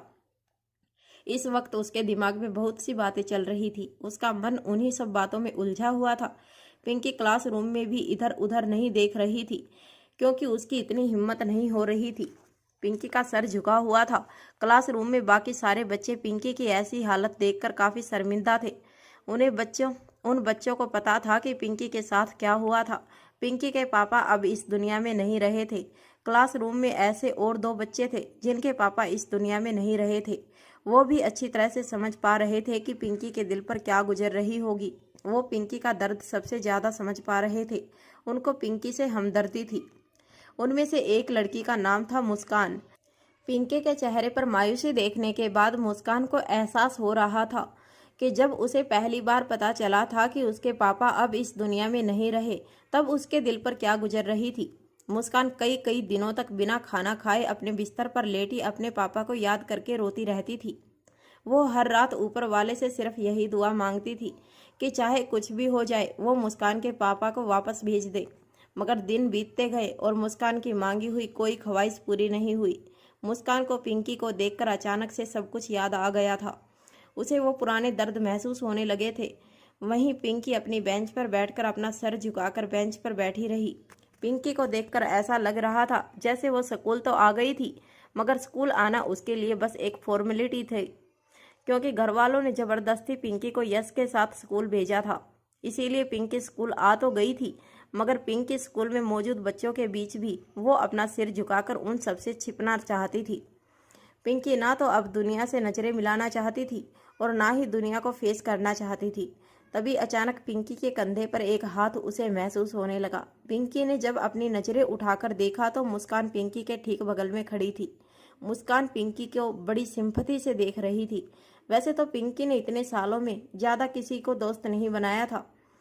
बस मुस्कान के साथ कभी कभार पिंकी टिफ़िन शेयर कर लेती थी, मगर ना ही पिंकी मुस्कान की पर्सनल लाइफ के बारे में ज़्यादा कुछ जानती थी और ना ही मुस्कान ने पिंकी से कभी उसकी पर्सनल लाइफ के बारे में कुछ पूछा था, क्योंकि मुस्कान अच्छी तरह से जानती थी कि पिंकी उन लड़कियों में से नहीं थी जो किसी के साथ ज़्यादा इमोशनली अटैच होना चाहती थी।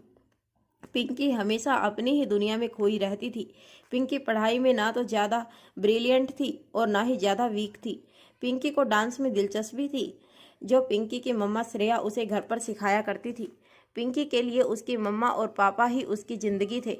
पिंकी स्कूल आती, स्कूल अटेंड करती, अपना होमवर्क टाइम पर कर लेती और बाकी टाइम अपने मम्मी पापा के साथ बड़ी खुशी से और प्यार से बिताती। मगर अब सब कुछ बदल गया था। पिंकी के पास ना तो अब घर जाने का कोई मोटिव था और ना ही घर से स्कूल आने का। यही कारण था कि पिंकी के ठीक बगल में बैठी हुई मुस्कान ने कहा, I am really very sorry for what ever happened with you. मैं अच्छी तरह से जानती हूँ कि तुम्हारे पापा एक बहुत अच्छे इंसान थे। उनके बारे में मेरे मोम डैडी काफ़ी बातें किया करते थे। घर पर मैं अंकल से कई बार मिली भी हूँ। वह बहुत हैंडसम मैन थे।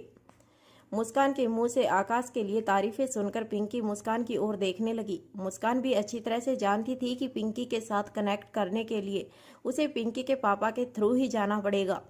पिंकी के सबसे करीबी फ्रेंड, फिलोसफर, गाइड कोई थे तो वो थे उसके पापा। इसीलिए मुस्कान चाहती थी कि वो पिंकी के साथ इस दुख के पल में रहे, पर पिंकी इतनी आसानी से मुस्कान के साथ घुलने मिलने वाली नहीं थी। इसीलिए मुस्कान ने यह तरीका अपनाया था।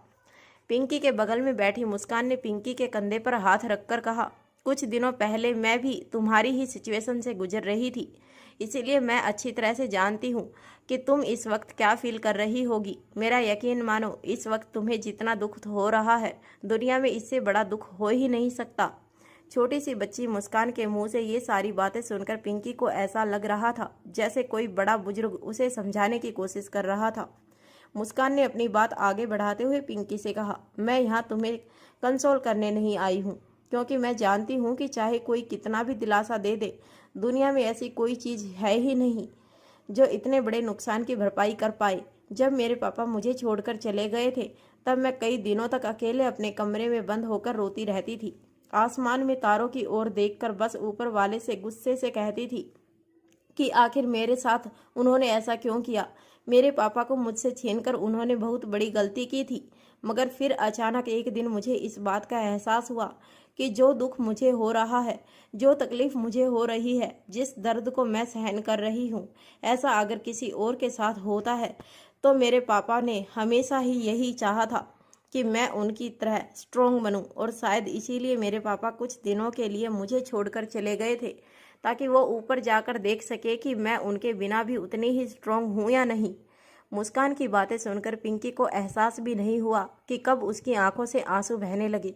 पिंकी भी यह बात अच्छी तरह से जानती थी कि उसके पापा आकाश भी हमेशा से यही चाहते थे कि पिंकी भी बाकी बच्चों की तरह स्ट्रॉन्ग बने, ना सिर्फ शारीरिक तौर पर बल्कि मेंटली तौर पर भी। मगर पिंकी को इस बात का कभी ना एहसास हुआ और ना ही कभी उसे ज़रूरत महसूस हुई। पिंकी अपने माँ बाप के साथ बहुत खुश थी, मगर मन ही मन पिंकी भी अच्छी तरह से जानती थी कि आकाश ने हमेशा से चाहा था कि पिंकी भी रिया, आर्यन और अलेक्जेंडर की तरह दुनिया से लड़ना सीखे, बाकी लोगों के साथ आंखों से आंखें मिलाकर बात कर सके।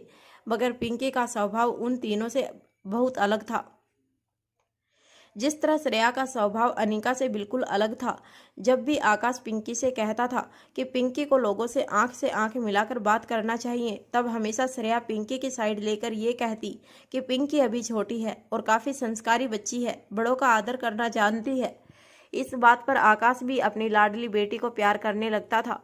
मगर पिंकी तब भी एक बात अच्छी तरह से जानती थी कि उसके पापा हमेशा उसके साथ थे। हालांकि आकाश ने कभी पिंकी को किसी भी बात के लिए फोर्स नहीं किया, मगर मन ही मन आकाश भी चाहता था कि किसी दिन पिंकी रिया और बाकी बच्चों की तरह खुलकर जीने लगे, लोगों के साथ खुलकर बातें करे। पिंकी के साथ बचपन में जो कुछ भी हुआ था वह हमेशा हमेशा के लिए भूलकर पिंकी आने वाली जिंदगी में अपनी उम्र के बच्चों के साथ कदम से कदम मिलाकर चले। गहरी सोच में डूबी हुई पिंकी के कानों पर फिर से मुस्कान की आवाज़ पड़ी। मुस्कान ने पिंकी से कहा, जब मेरे दिमाग में ये बात आई कि मेरे पापा हमेशा से चाहते थे कि मैं स्ट्रॉन्ग बनूं और दुनिया से लड़ना सीखूं, तब मैंने अपने कमरे के दरवाज़ा खोल दिया। मैंने दुनिया से लड़ना सीख लिया। मैं वापस स्कूल आई, मैं सबसे बातें करने लगी। मैंने एग्ज़ाम्स में काफ़ी मेहनत करके काफ़ी अच्छे नंबर लाए, क्योंकि कहीं ना कहीं मुझे लगता था कि जिस दिन मेरे पापा को इस बात का एहसास हो जाएगा कि मैं अब बिल्कुल इंडिपेंडेंट और स्ट्रॉन्ग हो गई हूँ, उस दिन वो लौट आएंगे। इतना कहने के बाद मुस्कान ने आगे बताना शुरू किया। वक्त बीतता गया, मैं अपने आप को और ज़्यादा स्ट्रॉन्ग बनाती रही, और फिर एक दिन मुझे इस बात का एहसास हो गया कि मेरे पापा कभी वापस नहीं आने वाले। मुस्कान ने जैसे ही यह बात कही, मुस्कान की नज़रें झुक गई। मुस्कान की झुकी हुई नज़रें देखकर पिंकी के चेहरे पर फिर से मायूसी छा गई। क्लास शुरू होने में अभी कुछ मिनट बाकी थे। बाकी सारे बच्चे अपनी ही मस्ती में रोज की तरह बिजी थे। क्लासरूम में बैठे बाकी बच्चे ये नहीं जानते थे कि कोने की इस बेंच पर विंडो के पास बैठी दो उन्हीं की उम्र की लड़कियां इतनी मैच्योर बातें कर रही थी। पिंकी ने जब मुस्कान की आंखों में आंखें डालकर देखा तो उसे एहसास हुआ कि मुस्कान भी जी भरकर रोना चाहती थी। उसकी आंखों में आंसू सैलाब बनकर जैसे रुके हुए थे। मगर अब इतने वक्त के बाद मुस्कान ने अपने आप को कंट्रोल पाना सीख लिया था। अपनी आंखों की नमी को आंसू बनने से रोकते हुए मुस्कान ने अपनी जेब से एक छोटा सा रुमाल निकाला और अपनी आंखों के कोने पर रुमाल दबाते हुए पिंकी की ओर देखकर फिर से मुस्काने लगी। फिर मुस्कान ने पिंकी को एक ऐसी बात कही जिसे सुनकर पिंकी के होश उड़ गए। मुस्कुराती हुई मुस्कान ने पिंकी के कंधे पर हाथ रखते हुए कहा, और फिर एक दिन वही हुआ जिसका मुझे इंतजार था। मेरी जिंदगी में एक ऐसा चमत्कार हुआ जिसने मेरी पूरी दुनिया पलट कर रख दी। ये सुनते ही पिंकी की आंखें बड़ी हो गई। उसके चेहरे पर एक्साइटमेंट दिखाई देने लगी। पिंकी जानना चाहती थी कि ऐसा क्या हुआ था मुस्कान के साथ जो आज वो इतनी खुश नजर आ रही थी। मुस्कान के चेहरे पर मुस्कुराहट फिर से लौट आई थी। मुस्कान ने पिंकी के बिल्कुल पास जाकर पिंकी के कंधों पर हाथ रखकर धीरे से कहा, फिर एक दिन मेरे पापा लौट आए। मुस्कान की यह बात सुनकर पिंकी बड़ी बड़ी आंखों से मुस्कान की ओर देखने लगी। उसे अपने कानों पर यकीन नहीं हुआ। वो और भी ज्यादा बेसब्र हो गई। यूं तो पिंकी की उम्र बहुत छोटी थी। पिंकी अपने पापा से प्यार भी बहुत करती थी और अपने पापा को मिस भी बहुत कर रही थी। मगर पिंकी इतनी बात तो अच्छी तरह से जानती थी कि परियों की कहानियों में जो चमत्कार होते थे वो असल जिंदगी में कभी नहीं हो सकते थे। किसी इंसान की जान चली जाए तो दोबारा वो वापस जिंदा कभी नहीं हो सकता था। मगर जैसे ही मुस्कान ने कहा कि एक दिन उसके पापा उसकी जिंदगी में लौट आए तो पिंकी हैरान होकर मुस्कान को देखने लगी। मुस्कान ने पिंकी के कंधे पर हाथ रखते हुए कहा, कुछ वक्त पहले मेरी मम्मा ने दूसरी शादी कर ली। मैं अपने जिस पापा को खो चुकी हूँ उनसे मैं हमेशा प्यार करती रहूँगी और वो ही मेरे लिए हमेशा सुपर हीरो बने रहेंगे। मगर कहीं ना कहीं मैंने ये चीज़ एक्सेप्ट कर ली कि मेरे पापा कभी वापस नहीं आने वाले। मेरे पापा की जगह इस दुनिया में और कोई नहीं ले सकता। लेकिन मेरी मम्मा ने जिनसे शादी की वो भी मुझे बहुत प्यार करते हैं और उन्हीं के प्यार के खातिर मैंने अपने दिल में उन्हें वही रिस्पेक्ट और वही इज्जत देना शुरू कर दिया जो मैं अपने पापा को दिया करती थी। इतना कहने के बाद मुस्कान ने आगे बताया, धीरे धीरे सब कुछ पहले की तरह नॉर्मल हो गया। अब मैं, मेरी मम्मा, मेरे पापा सब हंसी खुशी रहते हैं। आज भी जब मुझे अपने पापा की याद आती है तो दिल में बहुत तकलीफ होती है। मगर जब मैं मेरे नए पापा को देखती हूँ और मुझे देखकर उनके चेहरे पर जो मुस्कान आती है वो देखती हूँ, तब मुझे एहसास होता है कि अगर मैंने मेरे नए पापा को पहले पापा की तरह प्यार नहीं दिया तो हो सकता है कि मैं कहीं ना कहीं उनके साथ कुछ गलत कर रही हूँ। मुस्कान की बातें सुनने के बाद पिंकी की आंखें फिर से भारी हो गई। कहीं ना कहीं मुस्कान की बात सुनकर पिंकी के दिल में एक उम्मीद जागी थी कि इस दुनिया में कोई ऐसा रास्ता था जो उसे अपने पापा तक पहुंचा सके। हालांकि पिंकी ये बात अच्छी तरह से जानती थी कि एक बार कोई इंसान ये दुनिया छोड़कर चला जाता है तो वो किसी दूसरी दुनिया में चला जाता है और कभी लौटकर इस दुनिया में वापस नहीं आता। मगर जब मुस्कान ने कहा कि उसके पापा लौट आए थे तब कहीं ना कहीं पिंकी के दिल में एक उम्मीद जागी थी। मगर मुस्कान की पूरी बात सुनने के बाद पिंकी ने फिर से मायूसी से अपना चेहरा झुका लिया। क्लास में टीचर के आते ही सारे बच्चे अपनी जगह से उठकर टीचर को विश करने लगे। टीचर बच्चों को विश करने के बाद बोर्ड पर कुछ पढ़ाने लगी। सारे बच्चे अब पढ़ाई में ध्यान देने लगे थे। मुस्कान भी अपनी किताब खोलकर पढ़ाई में ध्यान देने लगी थी। मगर पिंकी खिड़की के बाहर ही देख रही थी। पिंकी की आंखें नम थी। कहीं ना कहीं पिंकी को इस वक्त मुस्कान पर बहुत गुस्सा भी आ रहा था। पिंकी यही सोच रही थी कि कोई बेटी अपने दिल में अपने पिता की जगह किसी और को कैसे दे सकती थी। जिस मुस्कान पर उसे कुछ देर पहले तरस आ रहा था उसी मुस्कान पर अब पिंकी को बहुत गुस्सा आने लगा था। मगर मन ही मन पिंकी यही सोच रही थी कि वो कभी अपने दिल में अपने पापा की जगह किसी को नहीं देगी। चाहे कुछ भी हो जाए, पिंकी के लिए आकाश ही उसके सुपर हीरो रहेंगे। इधर दूसरी तरफ बच्चों को स्कूल छोड़ने के बाद जब अनिका वापस मारवा हाउस पहुंची तब आयशा, जो लिविंग रूम में बैठी नौकरों को इंस्ट्रक्शन दे रही थी, उन्होंने घर लौटी अनिका को मुड़कर देखा और पूछा, बेटा अब तो तुम्हें अच्छी तरह से बच्चों की जिम्मेदारी निभाना आ गया है। आयशा की आवाज़ सुनकर अनिका आयशा के पास गई। आयशा ने अनिका को अपने सामने बैठाते हुए कहा, वैसे तो तुम बच्चों को कभी टाइम नहीं दिया करती थी, अक्सर बिजी रहती थी, और बिजी हो भी क्यों ना, तुम इस दुनिया की सबसे मशहूर डॉक्टर हो। मेरा मतलब कि थी। आयशा को समझ नहीं आ रहा था कि वो अनिका से क्या कहे। अनिका आयशा की मुश्किल समझ गई थी और अनिका ने आयशा की हिचक को दूर करते हुए कहा, आप अब तक जो कह रही थी ठीक ही है। मैं डॉक्टर हूँ नहीं बल्कि थी। जब मुझे यही याद नहीं कि पेशेंट का इलाज करने के लिए किन किन खूबियों की ज़रूरत होती है तो मैं डॉक्टर कैसे हो सकती हूँ। मुझे ना तो ये याद है कि मैंने क्या पढ़ाई लिखाई की थी और मुझे ना ही ये याद है कि मैंने कितने पेशेंट का इलाज किया था। हाँ, बच्चों ने काफ़ी बातें बताई हैं मुझे और काफ़ी वीडियो और फोटोग्राफ्स दिखाए हैं जिनमें बच्चों ने मुझे कहा है कि मैंने कई पेशेंट्स की जान बचाई है। इतना कहने के बाद अनिका ने चेहरे पर एक अलग भाव लाते हुए कहा, उन बातों को सुनकर काफ़ी अच्छा लगता है मगर फिर काफ़ी दुख भी होता है कि मेरी ज़िंदगी में इतने सारे एक्सपीरियंस, इतने सारे अनुभव हुए हैं मगर मुझे उनमें से एक भी एक्सपीरियंस या अनुभव याद नहीं है। अनिका की बातें सुनने के बाद आयशा के चेहरे पर हल्की सी मुस्कान आ गई। आयशा ने अपना सर झुकाकर अनिका से कहा, कभी कभी सोचती हूँ ये दुनिया भी कितनी अजीब है। इंसान ताकतवर बनने के लिए कितनी मेहनत करता है। दुनिया में बड़ा नाम करने के लिए इंसान को क्या कुछ नहीं करना पड़ता। जिंदगी के उतार चढ़ाव से गुजरते हुए इंसान यह तक भूल जाते हैं कि वो कहाँ से निकले थे और उनकी मंजिल किस तरफ है। फिर आखिरकार एक इंसान सफलता के उस शिखर पर पहुंचता है जहां हमेशा से वो पहुंचना चाहता था, मगर जब पीछे मुड़कर देखता है तब गहरी ख्वाही के अलावा उसे कुछ नजर नहीं आता। मगर मैं बहुत लक्की थी कि मेरे बच्चे कामयाबी के शिखर पर पहुंचने के बाद भी अकेले नहीं थे, पूरे के पूरे परिवार के साथ थे। मगर आज तुम्हें देखती हूँ तो मुझे ऐसा लगता है कि ऊपर वाला कहीं ना कहीं कोई ना कोई परीक्षा जरूर लेता है उन लोगों को जिन्हें वो बहुत कुछ देता है। हम हमेशा सोचते रहते हैं कि अतीत गुजर चुका है और हमारा फ्यूचर और हमारी वर्तमान जिंदगी से अतीत का क्या वास्ता हो सकता है, ये बात हम कभी नहीं सोचते। मगर आज तुम्हें देखती हूँ तो मुझे इस बात का एहसास होता है कि हमारे अतीत का भी कितना बड़ा वजूद होता है हमारे वर्तमान और आने वाली जिंदगी से। आयशा भी अच्छी तरह से जानती थी कि अनिका उन बदकिस्मत लोगों में से थी जिसे जिंदगी में सब कुछ दिया था, मगर जिंदगी ने उस अनिका से उसका अतीत छीनकर उसे एक ऐसा इंसान बना दिया था जिसके लिए अब जिंदगी में सक्सेस के कोई मायने नहीं रह गए थे। अनिका के हाथ पर प्यार से अपना हाथ रखते हुए आयशा ने कहा, मगर तुम फिक्र मत करो, बहुत जल्द तुम्हारा अतीत तुम्हारे साथ फिर से जुड़ जाएगा, यह मेरा भरोसा है। मैंने हमेशा से देखा है तुम्हें। ऊपर वाला तो हमारी कोई ना कोई परीक्षा जरूर लेते रहता है, मगर हर परीक्षा में अव्वल आने की तुमने ही ठान रखी है और इस परीक्षा में भी जरूर अव्वल आओगी, इसका यकीन है मुझे। आयशा की बात सुनकर अनिका के चेहरे पर हल्की सी मुस्कान आ गई। आयशा ने अनिका से कहा, और रोहित की दादी माँ की बातों का बुरा मत मानना। दादी माँ जबान की कड़वी हैं मगर दिल की बड़ी साफ हैं।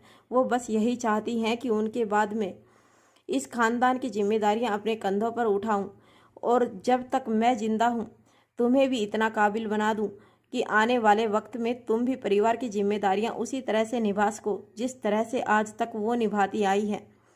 अब जाओ, कुछ देर अपने कमरे में जाकर आराम कर लो।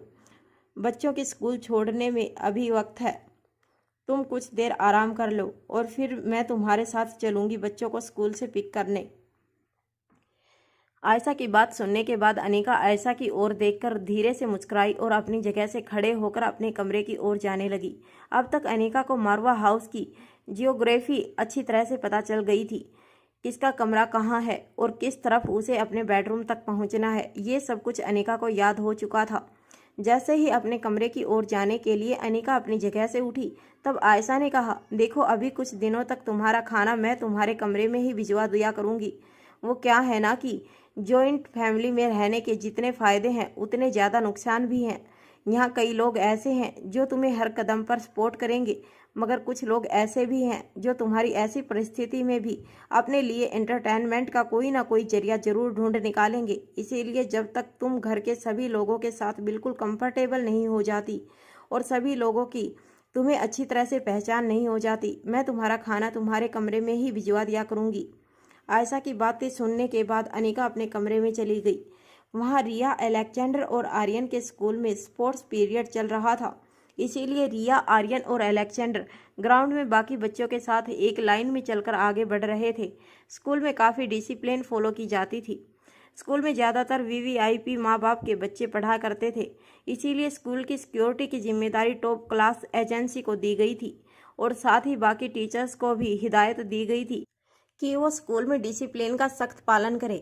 बच्चों को भी डिसिप्लिन सिखाने की कड़क नियम कायदे कानून बनाए गए थे। वहीं टीचर के लिए भी डिसिप्लिन को फॉलो करना बेहद ज़रूरी था। रिया अपनी पुरानी स्कूल सनशाइन इंटरनेशनल को काफ़ी मिस करती थी, क्योंकि रिया को इतनी ज़्यादा सख्ती में रहना बिल्कुल पसंद नहीं था। मगर रिया के पास इस वक्त फ़िलहाल और कोई ऑप्शन नहीं था, इसीलिए अपना मुंह लटकाए बाकी बच्चों के पीछे पीछे रिया भी प्लेग्राउंड की ओर आगे बढ़ने लगी। प्लेग्राउंड में पहुंचने के बाद सारे बच्चे अपने अपने फेवरेट स्पोर्ट के लिए अपनी अपनी टीम बनाकर खेलने लगे।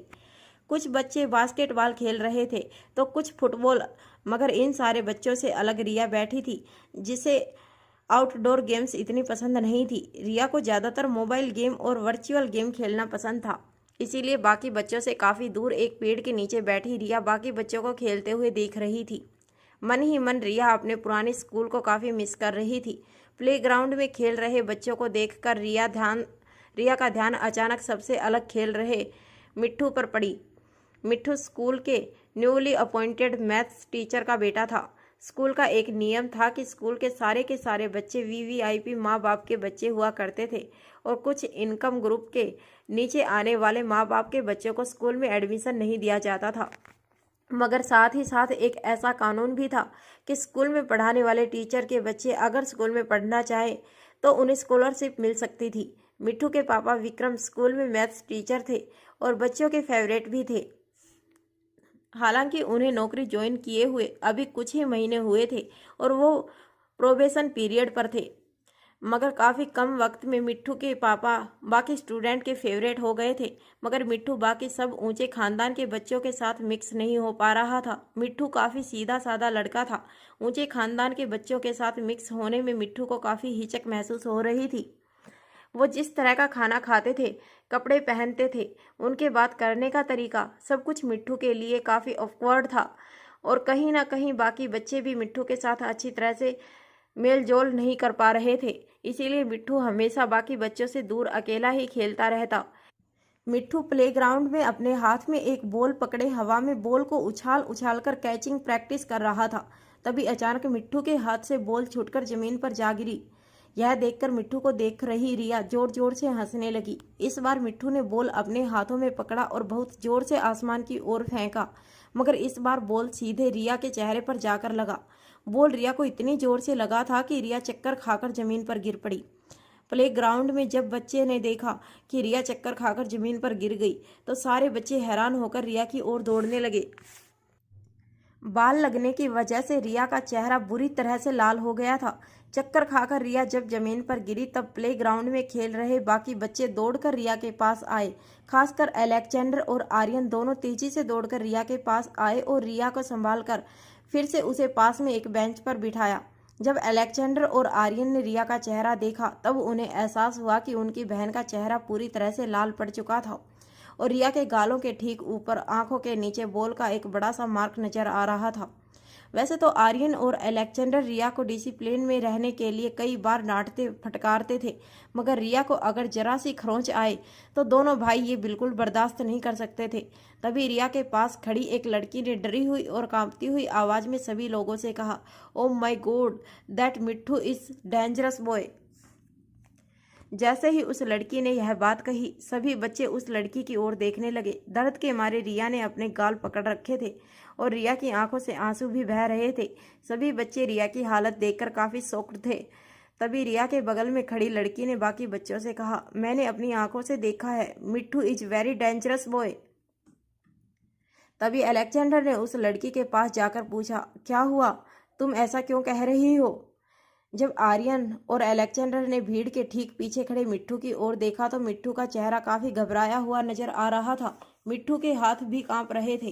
तभी अलेक्जेंडर के बगल में खड़ी उस लड़की ने अलेक्जेंडर से कहा, I saw it, I was sitting here. और मैंने देखा कि मिट्ठू वहां अपने बॉल के साथ खेल रहा था। जब मिट्ठू के हाथ से अपना बॉल छूट गया तो उसे देखकर रिया हंसने लगी। आफ्टर ऑल मिट्ठू कितना फनी है, ये बात तो हम लोग अच्छी तरह से जानते ही हैं और इसीलिए तो हम लोग उससे दूर रहते हैं। मगर रिया जैसे ही मिट्ठू की इस हरकत पर हंसी, मिट्ठू से बर्दाश्त नहीं हुआ और मिट्ठू ने जोर से गेंद रिया के चेहरे पर फेंकी। जैसे ही अलेक्जेंडर ने उस लड़की की ये बात सुनी, अलेक्जेंडर की आंखों में गुस्सा साफ नजर आने लगा था। रिया के साथ साथ उसके दोनों भाइयों का चेहरा गुस्से से लाल हो चुका था। आर्यन अपने आप को कंट्रोल करना जानता था। वह अच्छी तरह से जानता था कि वो इस वक्त स्कूल में खड़ा था और रिया के साथ जो हुआ था उसके बाद सबसे पहले उसे रिया की सेफ्टी के बारे में सोचना था।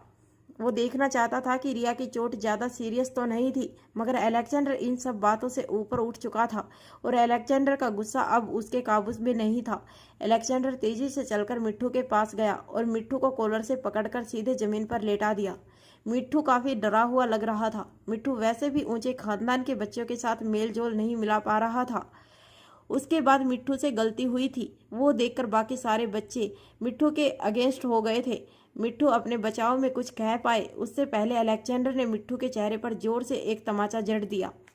अलेक्जेंडर भले ही बाकी बच्चों की उम्र का ही था, मगर शरीर में अलेक्जेंडर बाकी बच्चों से कहीं ज़्यादा ताकतवर था। मिट्ठू एक दुबला पतला सा लड़का था जिसकी आंखें नीली थी और अलेक्जेंडर ने जैसे ही मिट्ठू के चेहरे पर तमाचा जड़ा तब मिट्ठू के हाथ पांव और भी ज्यादा कांपने लगे थे। चेहरे पर लगे तमाचे से ज्यादा इस बात से मिट्ठू के गाल लाल हो गए थे क्योंकि उसकी वजह से रिया के साथ जो कुछ भी हुआ था वो देखकर मिट्ठू के शरीर में खून जम गया था।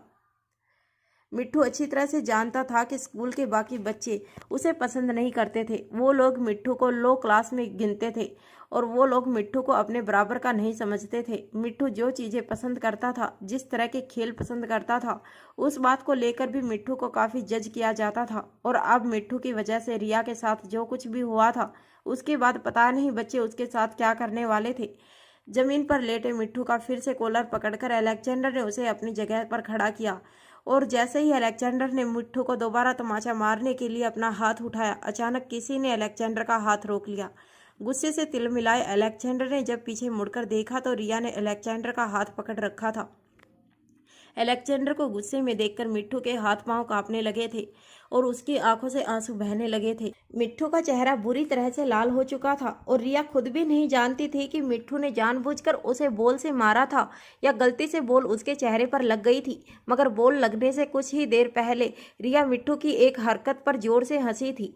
रिया के बगल में बैठी उसकी दोस्त ने यह कही था कि मिट्ठू को रिया की हंसी पर गुस्सा आ गया और अपना बदला लेने के लिए मिट्ठू ने जोर से रिया के चेहरे पर बॉल फेंक दिया। मगर मिट्ठू अच्छी तरह से जानता था कि वो निर्दोष था। मिट्ठू ने जो कुछ भी किया था वो जानबूझकर नहीं किया था। मिट्ठू ने तो हवा में गेंद उछाली थी और उसके हाथ से गेंद फिसलने की वजह से गेंद जब जमीन पर आई तब सीधे रिया के चेहरे पर गिरी। जैसे ही रिया ने अलेक्जेंडर का हाथ पकड़ा, अलेक्जेंडर ने रिया की ओर मुड़कर कहा, छोड़ो मुझे रिया, मैं इसे नहीं छोड़ूंगा। अरे ये क्या हरकत है, तुमने जरा सा हंस क्या दिया, इसने तो तुम पर इतनी बुरी तरह से अटैक कर दिया। अगर ये बॉल कहीं तुम्हारे गालों की बजाय तुम्हारी आंखों पर गिरती तो क्या होता पता है तुम्हें।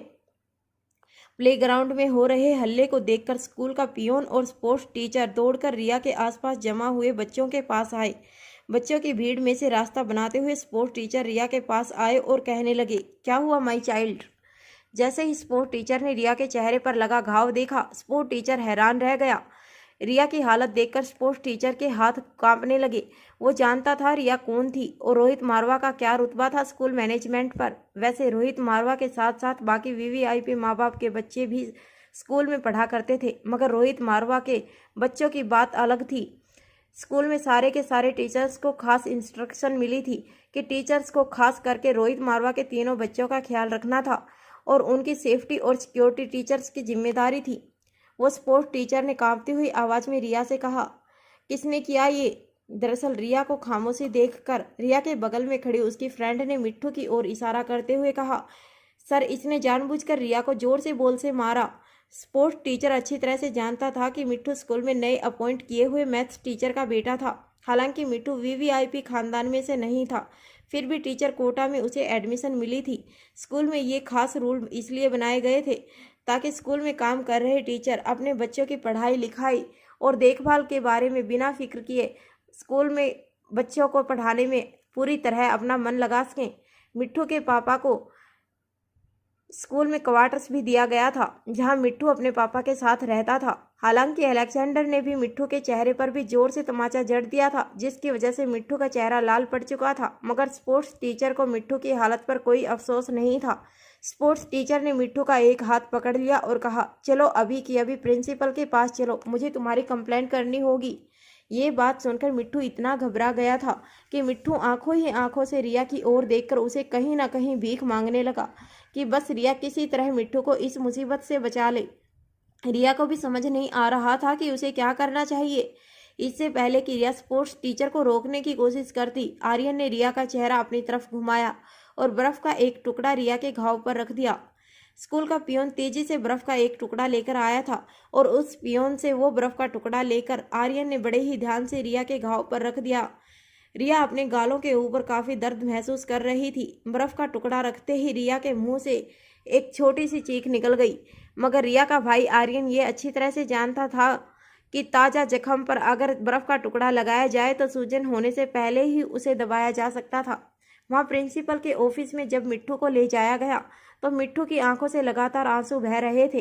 प्लेग्राउंड से स्कूल की बिल्डिंग की दूरी काफ़ी ज़्यादा थी, इस वजह से अपने क्लासरूम में बच्चों को मैथ्स पढ़ा रहे मिट्ठू के पापा विक्रम को पहले ही ग्राउंड में क्या हुआ था ये बात पता चल गई थी और मिट्ठू के पापा को प्रिंसिपल की ऑफिस में बुलाया गया था।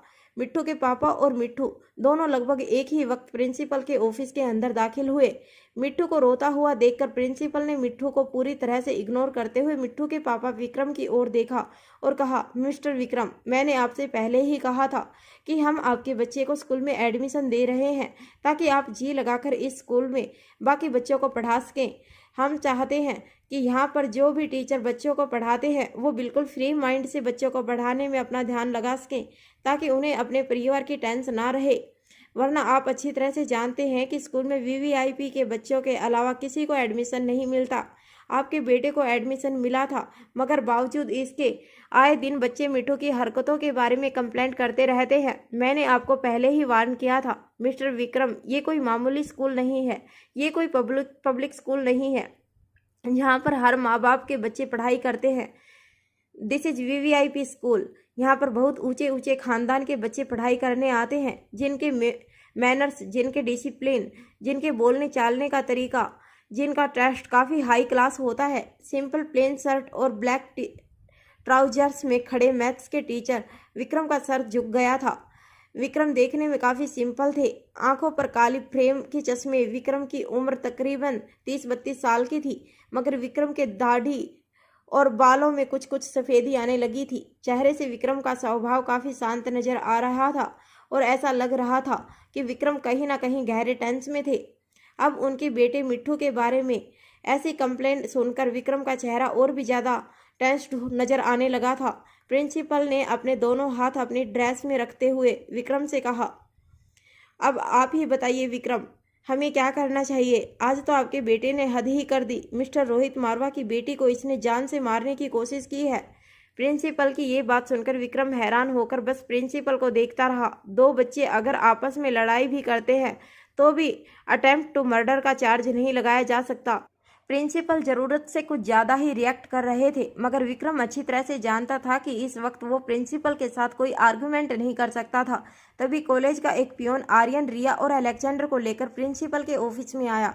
जैसे ही अलेक्जेंडर ऑफिस के अंदर दाखिल हुआ और उसने मिट्ठू को देखा, अलेक्जेंडर ने मिट्ठू की ओर इशारा करते हुए प्रिंसिपल से कहा, remove his from the school right now. Alexander की आंखों में मिट्ठू के लिए काफ़ी गुस्सा नजर आ रहा था। प्रिंसिपल साहब भी जानते थे कि मारवा खानदान इस बात को बहुत आगे तक ले जाएगा। प्रिंसिपल साहब को मैनेजमेंट को भी जवाब देना होता था। वीवीआईपी माँ बाप के बच्चों को अगर जरा सी खरोंच भी लगती थी तो उनके माँ बाप प्रिंसिपल तक की नौकरी खा सकते थे। ये बात भी प्रिंसिपल अच्छी तरह से जानते थे। और फिर यहाँ सवाल था रोहित मारवा के बच्चों का। रिया के चेहरे पर घाव देखकर प्रिंसिपल ने भी अपना सर झुका लिया और विक्रम की ओर देखकर कहा, अब देखो क्या किया है आपके बेटे ने। विक्रम हैरान होकर अपने बेटे मिट्ठू की ओर देखने लगा। मिट्ठू की आंखों से आंसू बह रहे थे। मिट्ठू की समझ में नहीं आ रहा था कि वो अपने पापा से क्या कहता। मिट्ठू अच्छी तरह से जानता था कि जो कुछ भी हुआ था वो मिट्ठू ने जानबूझकर नहीं किया था। बच्चे मिट्ठू से नफरत करते थे मगर मिट्ठू ने ऐसा कोई काम नहीं किया था जिसे बाकी बच्चों के लिए खतरा कहा जाए। मगर इस वक्त मिट्ठू के पास अपने किए का कोई जवाब नहीं था। मिट्ठू को खामोश खड़ा देखकर विक्रम की भी नजरें झुक गई। विक्रम ने अपने दोनों हाथ अपनी कमर पर रखकर अपना सर झुका लिया। तभी ऑफिस में एक पियोन दाखिल हुआ। पियोन ने प्रिंसिपल साहब के पास आकर कहा, सर स्कूल छोड़ने का वक्त हो गया है। दरअसल अनिका मैडम नीचे गेट पर अपनी कार में बैठी बच्चों का इंतजार कर रही है। जरा देर में अगर बच्चे बाहर नहीं गए तो। इससे पहले कि पियोन अपनी बात पूरी कर पाता, प्रिंसिपल साहब ने उसे रोकते हुए कहा, नहीं नहीं, रिया की चोट लगी है, ये कोई मामूली बात नहीं है। एक काम करो, तुम जाकर अनिका मैडम को यहाँ ले आओ और ऑफिस में मैं उनसे बात करता हूँ। जैसे ही प्रिंसिपल साहब की इंस्ट्रक्शन मिली वो पियोन तेजी से प्रिंसिपल साहब की कैबिन से बाहर निकल गया। प्रिंसिपल अच्छी तरह से जानते थे कि मारवा खानदान के साथ उलझने का मतलब था कि नौकरी से हाथ धो बैठना। अपनी नौकरी को बचाने के लिए प्रिंसिपल साहब को जल्द से कोई तरकीब सोचनी थी। वहाँ अलेक्जेंडर और आर्यन की आंखों में भी मिट्ठू के लिए काफ़ी गुस्सा नजर आ रहा था। दोनों भाई काफ़ी देर तक घूर घूर कर मिट्ठू को देखे जा रहे थे। तभी मिट्ठू के पापा विक्रम ने अपने घुटनों के बल बैठकर मिट्ठू को दोनों कंधों से पकड़कर पूछने लगे, मिट्ठू बेटा, मुझे एक बात बताओ, तुमने ऐसा क्यों किया? क्या तुम्हारे और रिया के बीच में कोई फाइट हुई थी?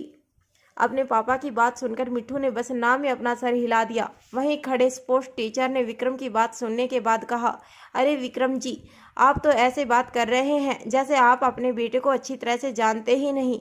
यहाँ पर मासूम शकल बनाकर आंसू बहाए जा रहा है, मगर वहाँ पर स्कूल के सभी बच्चों ने देखा है कि किस तरह से मिट्ठू ने रिया पर अटैक किया। मिट्ठू की किसी बात पर रिया को हंसी आ गई थी। मिट्ठू को इतना गुस्सा आ गया कि उसने अपने हाथ में पकड़ी हुई गेंद ही रिया के सिर पर मार दी। ये तो अच्छा हुआ कि मिट्ठू के हाथ में एक बॉल थी। जरा सोचिए, अगर मिट्ठू के अपने हाथ में पत्थर पकड़ा होता, रिया के सर पर फेंक दिया होता, तब क्या होता। उस स्पोर्ट्स टीचर की बात सुनकर आर्यन और अलेक्जेंडर का गुस्सा 7वें आसमान पर चढ़ गया था। रिया को अपने गालों के ऊपर थोड़ा दर्द महसूस हो रहा था, इसीलिए उसने अपना एक हाथ अपने गालों पर रखा था। रिया की समझ में नहीं आ रहा था कि स्पोर्ट्स टीचर जो कुछ भी कह रहे थे वो सही भी था या नहीं। स्पोर्ट्स टीचर की बात सुनकर अलेक्जेंडर ने प्रिंसिपल की ओर देखकर कहा, sir, I want this boy to be punished right now. Alexander को अब तक इतना तो समझ में आ गया था कि मारवा खानदान का बेटा होने के नाते लोग अलेक्जेंडर और आर्यन से डरा करते थे।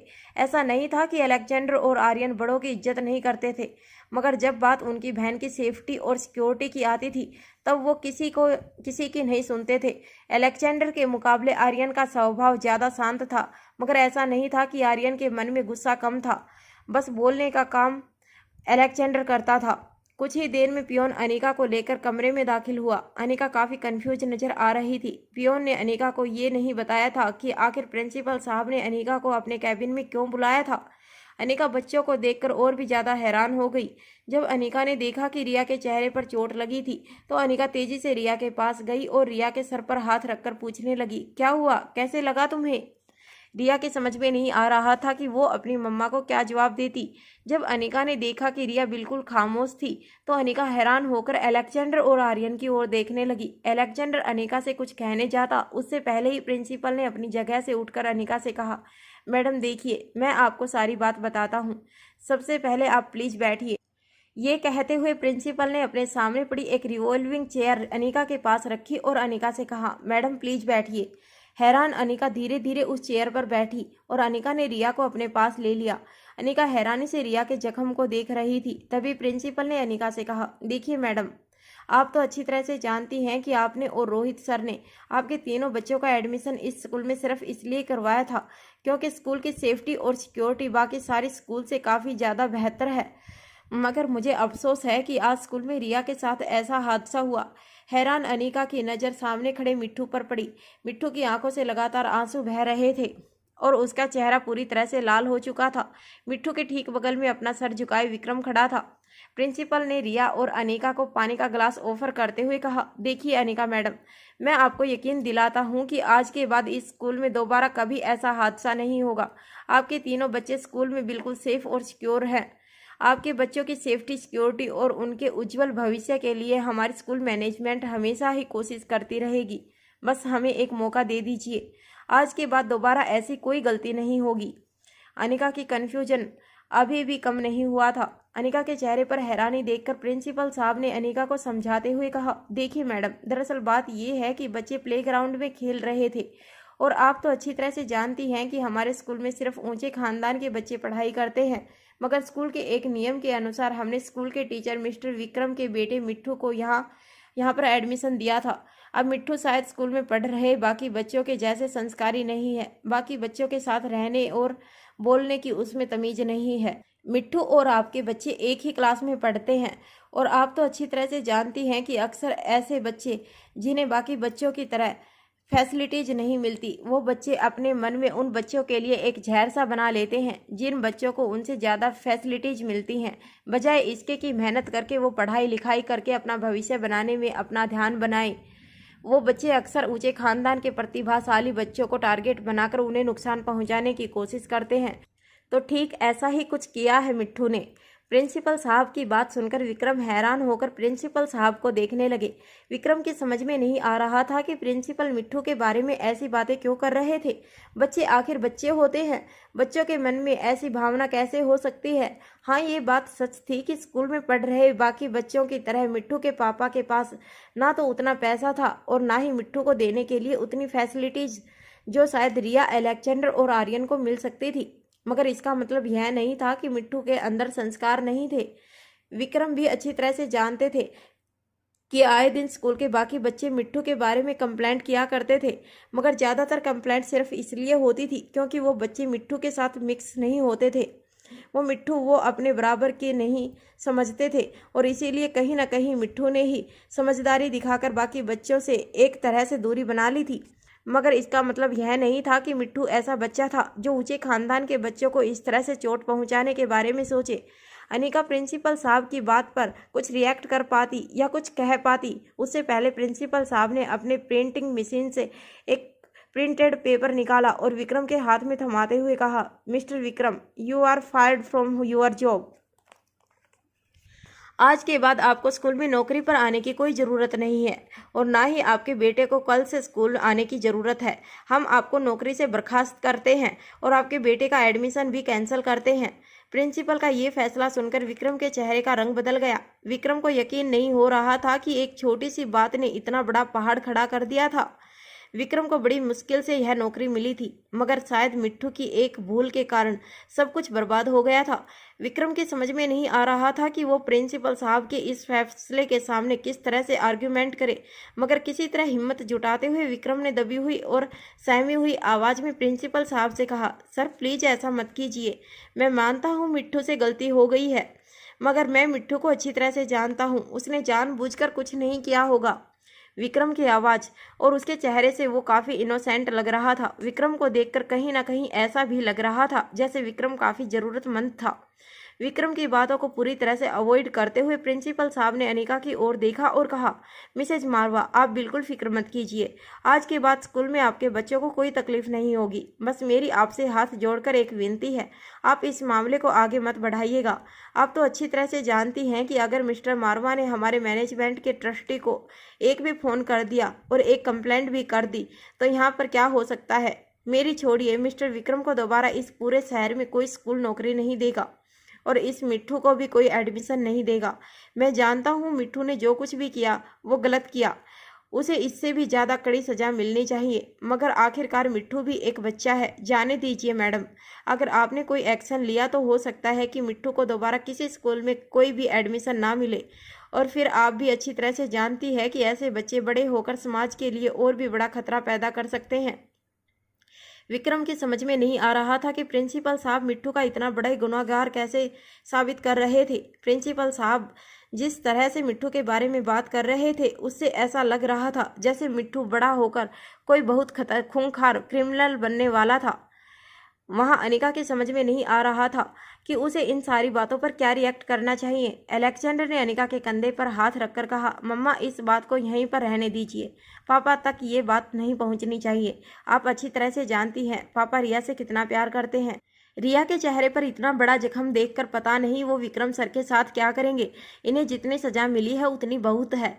अलेक्जेंडर की बात सुनते ही प्रिंसिपल साहब ने विक्रम की ओर देखकर कहा, देखा, इसे कहते हैं ऊंचे खानदान के बच्चे, ऊंचे खानदान की शिक्षा और इनके संस्कार। अब जाओ यहाँ से, दोबारा कभी मुड़कर स्कूल की तरफ मत देखना। विक्रम के हाथ में उसका टर्मिनेशन लेटर और विक्रम के बेटे का रस्टिकेशन लेटर थमाकर प्रिंसिपल साहब ने विक्रम से कहा, गेट आउट फ्रॉम हेयर।